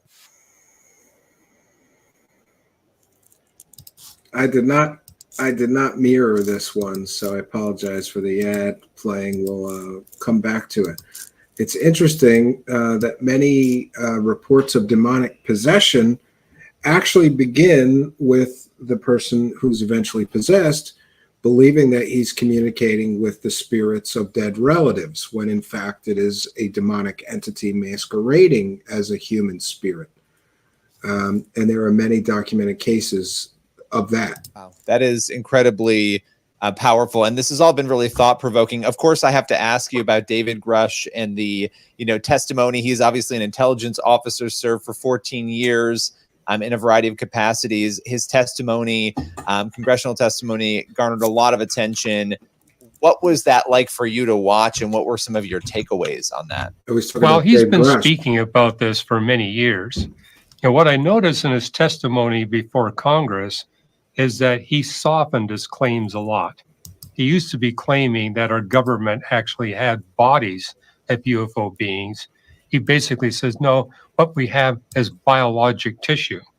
And he was also hedging his claims about what they had in the way of their hangars. But he stood by his claim that our government actually has significant physical pieces of alien spacecraft dating back to 1933. We never see any of it. We never see so I wound any up of the doing a podcast on why his claims should not be believed. They're not credible. I mean, I can give you 3 quick reasons. Number one, U.S. government security is not up to the task. 6 decades of cover-up of something that fits in multiple hangars, where you got 20, 30, 50-foot pieces of artifacts. I mean, you're young, but I can remember when Richard Nixon, as a U.S. president, tried to cover up a single audio cassette tape. And he was only successful in doing that with all the power of the executive branch behind him. 32 He could cows. only cover up a cassette tape for 11 days. So are we to believe that the government actually has these hangars filled with physical craft, with biological tissue inside of them that nobody's been able to come out? And I say, number 2, where are the artifacts? I mean, I've been to different museums where I've been able to see up close multiple rocks recovered from the Apollo astronauts, real artifacts that I can see that are on display in museum where people pick them up and handle them with special gloves, of course. Here. Now it's a party. But there's nothing like that with the UFO phenomena. Nothing that you can tangibly see and touch that's in a museum that's never come out. And the third reason I think it has a little more credibility I than think them. the most compelling. It's simply not possible for a physical craft to travel through interstellar space, at least not a craft of significant small size. I mean, for example, astronomers are interested in sending spaceships to the nearest planet outside of our solar system. It's only 4.2 light years away. But they realize as these spaceships travel through space, they'll encounter electrons. I don't even think he read about them in briefing helium nuclei, papers. tiny He just heard stories that people told him. And this will destroy the craft. And the greater the size of the craft, the greater the destruction. So they've come up with a plan to say, we're going to send tiny spaceships. Fair point. And we're going to send man. a whole bunch of them. So the proposal is to send 1,000 spaceships, no bigger than 10 centimeters across, to the nearest planet outside our solar system, with the understanding that at least half of them will be totally destroyed. The other half will only be partly destroyed, but destroyed in different ways. And so the hope is we'll get some information back. But there's no way you're going to send a termite across interstellar space, or even a microbe, let alone something the size of a human being. In fact, I've written articles making the point, if you want to send an animal, a physical animal, roughly the size of a human being, across interstellar space, number one, you're looking at thousands of years to make the trip. That's a long time, way beyond the lifetime of a human being. Well, these arguments can be countered, however, with, people generally say, well, the aliens are more advanced than us, so they've cracked the code of faster than light travel, so it wouldn't take them that long. Not sure what I think of his arguments about the impossible nature of traveling to another star system. But he is an astrophysicist and much more educated on the cosmos than me, so maybe I should just defer to his expertise. And you're going to need a spaceship at least the size of the Death Star, because you need the spaceship to be big enough that you can protect the inhabitants from deadly interstellar radiation. And you also need to be able to provide them with artificial gravity and enough sustenance that they can survive trips that are going to last thousands of years. And so at a minimum, you're going to need a spaceship that's 1,000 kilometers across. And if you really want to be safe about doing it, you're going to need something about the size of our moon. And so the idea that these things in hangars in different places, no, it's way too small to bring beings. Well, then there's the argument that the ones that crash could be just scout ships or landing craft, not the motherships, but who knows? Across interstellar space. Wow. This has been really eye-opening. I want to ask you, just as a final question here, Reasons to Believe is your ministry. You've been doing this for a long time. When you look at the culture sort of embracing, it's so wild to me to watch the culture, again, moving away from God, but yet moving towards these other ideas, right? Maybe there are aliens, maybe there are other things out there. How would you encourage people, particularly Christians, to share their faith in light of what is going on? Is this an opportunity, to do that? What would you say?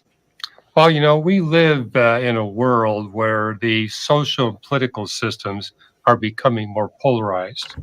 That's also happening at a spiritual level. Yes, I could see how people are moving away from God and get discouraged, but I also see something else happening. People around the world hungering for spiritual truth.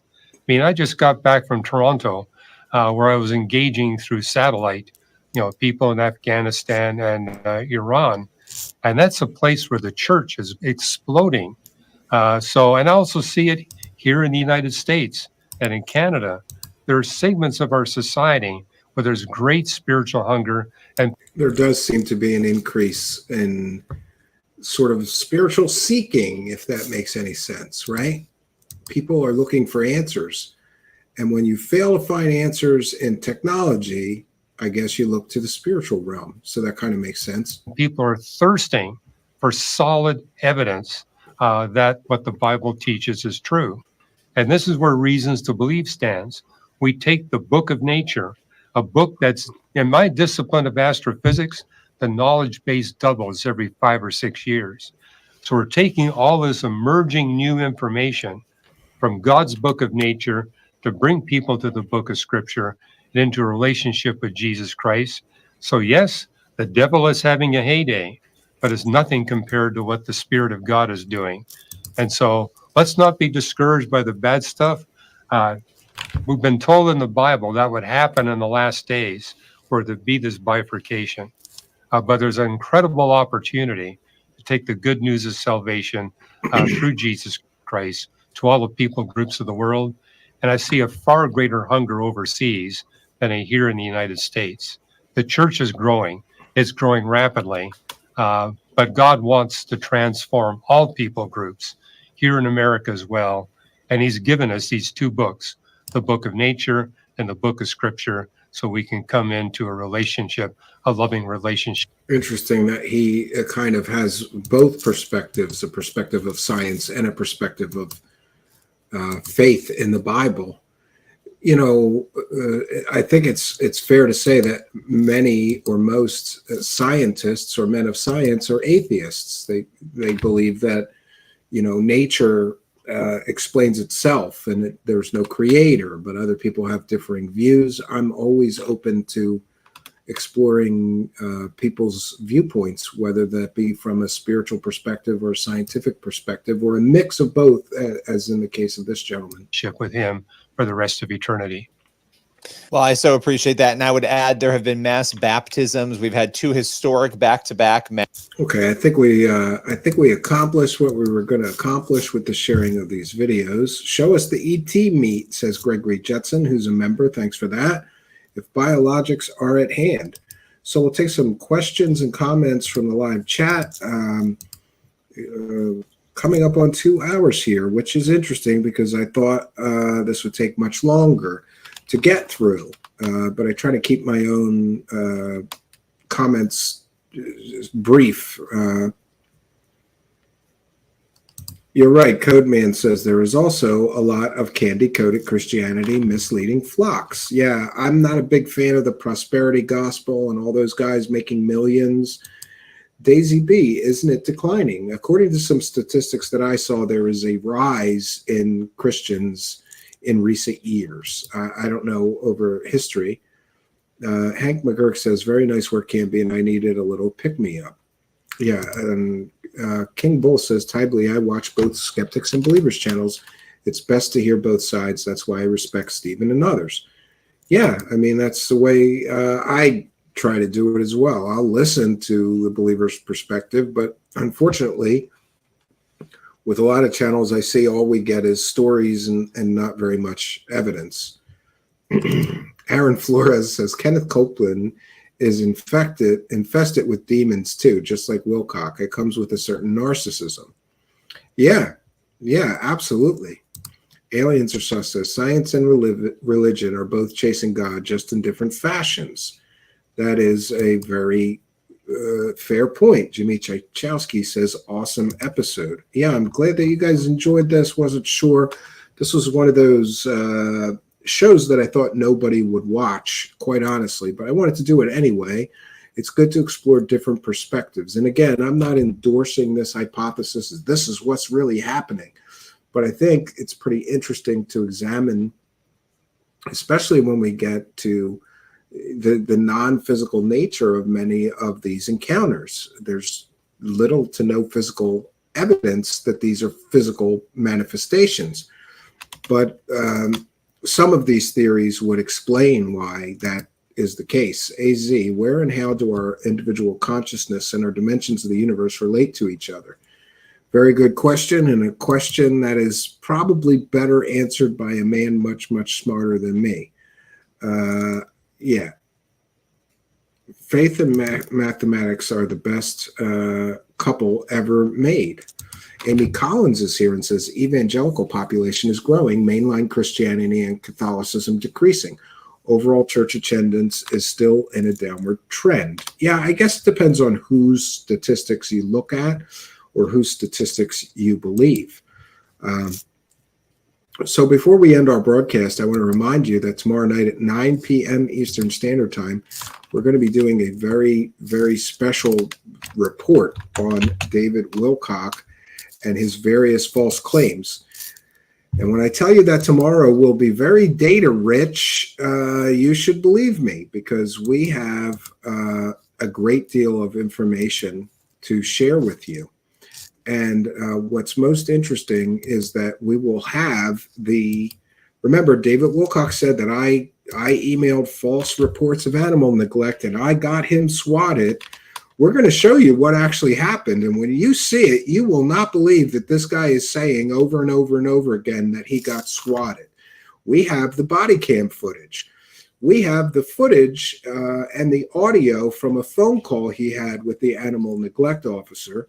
We have the police report. We have all of the information from the Boulder County Sheriff's Office, which I would think directly disputes many of the things that David Wilcock is claiming. But don't, let things like, we know from David Wilcock, he embellishes, he exaggerates everything. He's saying most recently that he got swatted at his home. This is the same man who said that there was bomb threats called into contact in the desert and that there was increased police security because of all the threats he was under. We fact-checked that, and that was not the case. There were no bomb threats called in when he appeared at contact in the desert, and there was no increased police security. There was no reports of bomb threats with the local police. There was no reports of bomb threats with the hotel security. He makes things up. He exaggerates things and embellishes, just like he's turning mean tweets into death threats somehow. So just be sure to be here tomorrow night at 9 p.m. Eastern Standard Time. You'll be glad you did. We're going to have a very special report, David Wilcock bombshells. We have the body cam footage. We have the legal documents, the police reports. We have 9/11 audio recordings and more. And we are going to be dispelling the false narrative that David Wilcock and the false claims he is making about me and trying to destroy my reputation, calling me a Satan worshiper and a child predator and all these other things. By the way, he left out that I'm a Satan worshiper and a child predator when he spoke to the police. He didn't put that on the record with them. But we want to thank Gregory Jetson for a kind and generous $6.66 super chat. And also thank you for being a member. Thank you very much, Gregory Jetson, for all those things and for appreciating us. We certainly appreciate you, especially while you're helping us too. Praise the cash, praise the cash, praise the cash. Praise the cash, friends. Thank you for your kindness, generosity, and support. George Sanqui says, Wilcock is a false prophet and a new age toxic positivity scam artist. Well, I can't say that I disagree with you. However, I'm just sharing what our audience members are saying. I'm not making those claims. King Bull says, please don't use my name next to that wackos. Great. And we want to take a moment, if I could get into my PayPal account. Sometimes it stops me, and I happen to be visually impaired, and it wants me to do codes, but For those unaware, we are a viewer-supported show, and besides the super chats hitting that money button on YouTube, we want to take a moment. Wow, we have a bunch of kind and generous benefactors. Let me get to the PayPal pledges. We've been praising the cash on PayPal. Wow. Okay, when you send a PayPal pledge, please add a note. We have initials RB. One second.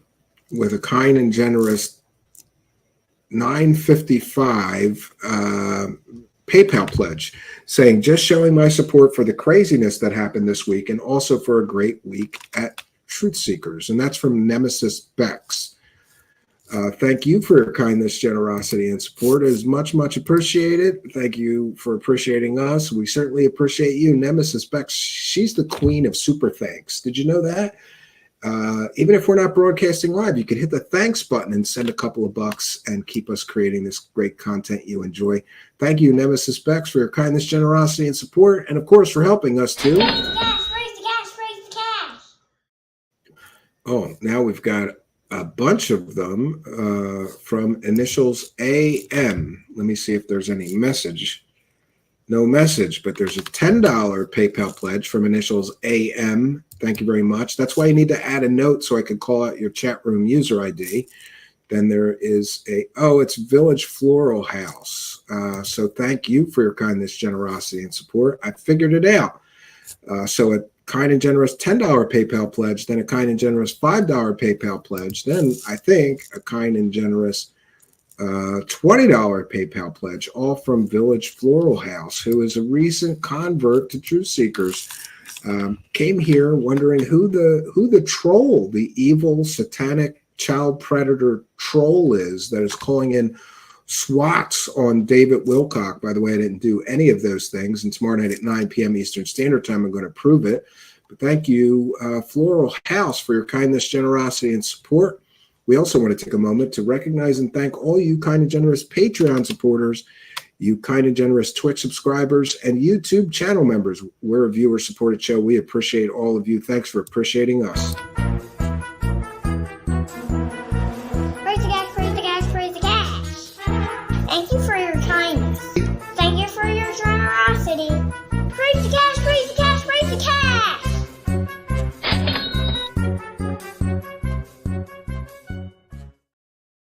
All right, and I think I got to check in with the Buy Me a Coffee. We might have some people over there to thank. Whoa, look at that.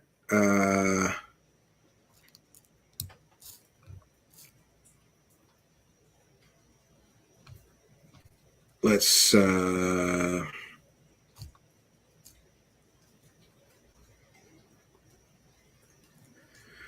well, we'll just thank Mike Larry, who keeps buying Buy Me a Coffee. By the way, if you could go to Buy Me a Coffee /Truth Seekers and send some support our way that way. We want to thank Mike Larry, who bought 100 beers, then 40 beers, then 15 beers, and also Village Floral House, who bought a beer over there.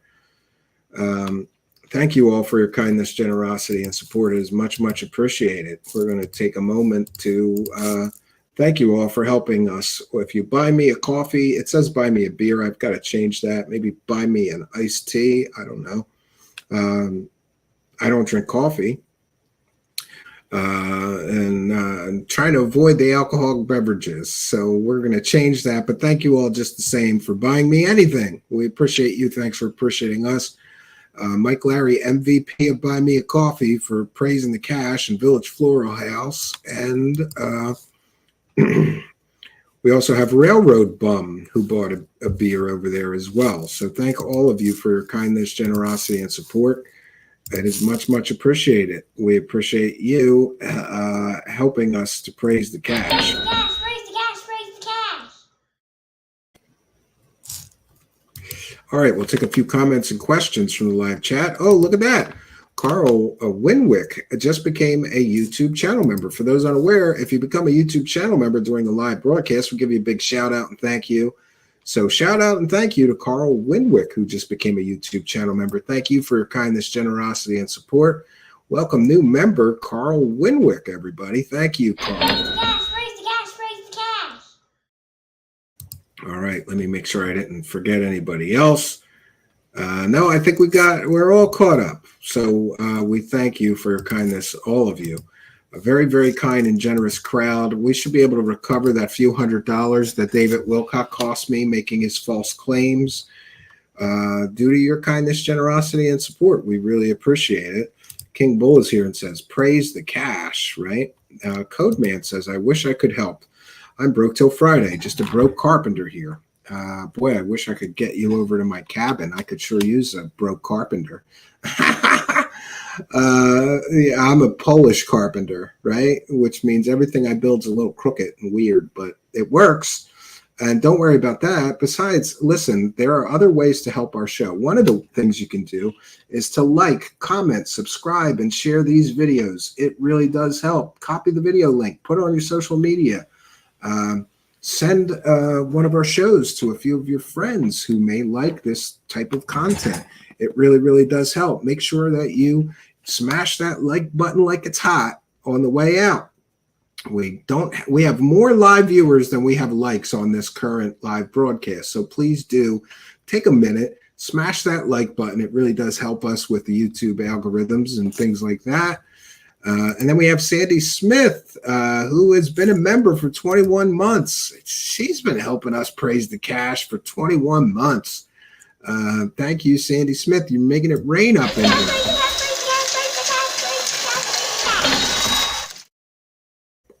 Sandy Smith says, great show. Thank you. No, thank you for your kindness. 21 months you've been supporting our show. We love people like you, and thanks for showing us some love. Yeah, so there's other ways that you can help, which include liking, comment, subscribing, and sharing these videos. If you haven't already, click that subscribe button. Hit the notification bell, and you too will know when we're doing a live broadcast, and you can come and hear and be part of the festivities. We also have a Discord server where you can chat with like-minded truth seekers from around the globe. We have all different topics in there, different sections for different parts of conspiracy land, UFOs, aliens, cryptid creatures, ghosts, demons, anything paranormal. It's in there. And Michael Padilla says it's raining in the four corners. Praise the clouds. Yes. Aliens Are Sus says hit the like and spread the word on Facebook, etc. Yeah, if you don't have any money, that's not the only way to help. Another great way to help is to just share these videos share these videos on your social media, whether it's on your Instagram, your Twitter feed, or follow me on Twitter. It's at Stephen Cambion, and just retweet. When I post a show, just click, it's one button, retweet it. You can do it from your phone or from a PC. Yeah. Archaic Revival asks, it's AI's got rhythm. I thought algorithm. Yes, Spooky's here and says hi again. Yes, Spooky, I thought you sent me the thumbnail for yesterday, but you sent me a screenshot of it, so I was going to share it, but it's okay. Yes, remember tomorrow's mega show. I've already promoted tomorrow's mega show twice, and I mentioned that, and I thanked you at the beginning of the broadcast. For those unaware, Spooky helps out here, especially when I am overwhelmed with things to do. It's a one-man army here most of the time. But today, I released the Kraken, right? I joked about that. When you've got too much to do and a tight deadline as a content creator, release the Kraken, right? Spooky is excellent at editing and graphics and things and can sometimes really help. I want to thank Spooky. I would not have made the deadline for tomorrow. Spooky edited an intro video for tomorrow's broadcast and also edited all together all of this body cam footage where we're going to see exactly what happened that David Wilcock calls a swatting at his home. We're going to see it. We're going to see it, and you won't believe it. You will not believe it. Michael Padilla says it's been raining in the mountains, but not in the valley. Isn't that interesting? Many times at my cabin, I'm up on a mountain. I'm at the highest elevation in Pennsylvania, actually. So my cabin is in the highest mountain in the state of Pennsylvania. There's many times, Michael, where it drives me crazy because it will rain or snow like hell. The rain doesn't bother me too much, but the snow does. And it will snow like hell at my cabin. And then I go driving into town. I go drive down the mountain, and the town is sort of in the valley. No snow at all. So if you happen to have a property in a mountain or on a mountain, you're going to get some strange weather patterns, and I certainly have those at my cabin. Garaji says, Spooky, you want to come work with me occasionally? Spooky's in very high demand. Yeah. I'm coming to the show tomorrow, jacked on Mountain Dew. Yeah, I'll probably be riding the caffeine dragon as well. I've got way too much to do. Spooky is telling you can DM Spooky on Twitter at Fires of Truth.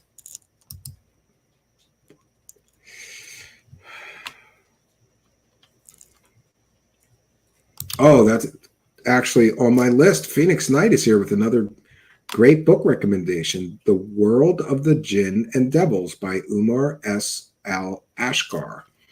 Yeah, I have on my reading list all kinds of the Muslim perspective on demons, angels, and the jinn. In the Muslim perspective, some of the jinn can be either malevolent or benevolent. They can be both. So it really depends, right? Steven says, I'm going to show up with Adderall and fried chicken. I have a love affair with fried chicken. There's a place near me called Royal Farms. And generally, I would not recommend getting food from a gas station. And it is a gas station, but they happen to have some of the best fried chicken in my area. So, I often, if I'm going to the cabin and I got too much to do to worry about cooking, I just get an 18-piece. And I just eat that. And I'm still on this carnivore diet, so it's very helpful. I know there's some breading on fried chicken, but it's delicious and I will allow it, right? Rofo fried chicken. Well, I'm a big fan of Kentucky Fried Chicken as well, and Popeyes. I just am a lover of fried chicken, but I think that Popeyes and Kentucky Fried Chicken are getting too expensive. And I think the chicken at Royal Farms is like 20 or 30% less for the same amount of chicken.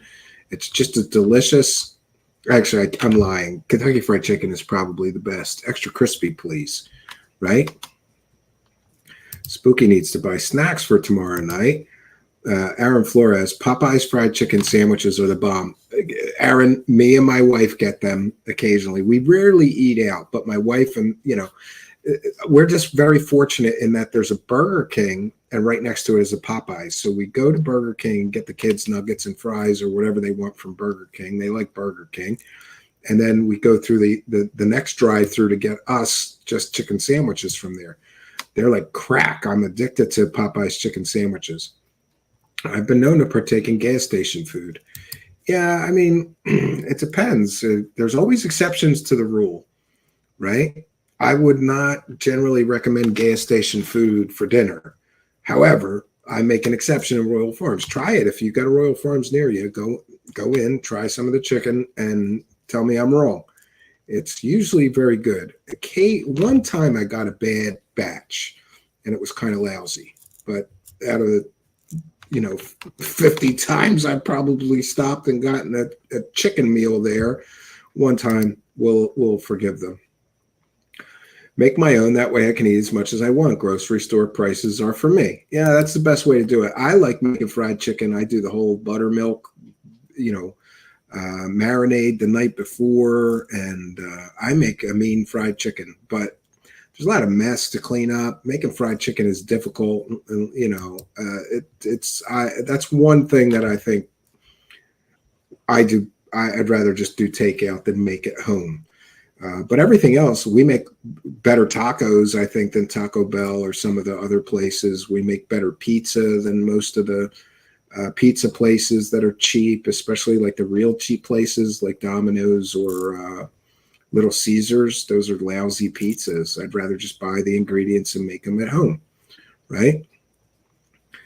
Yeah, fried chicken is industrial in scale. Yeah, they have a way to make lots of it, and you don't have to clean up any mess. You just get it in a bucket or a bag. You eat it, right?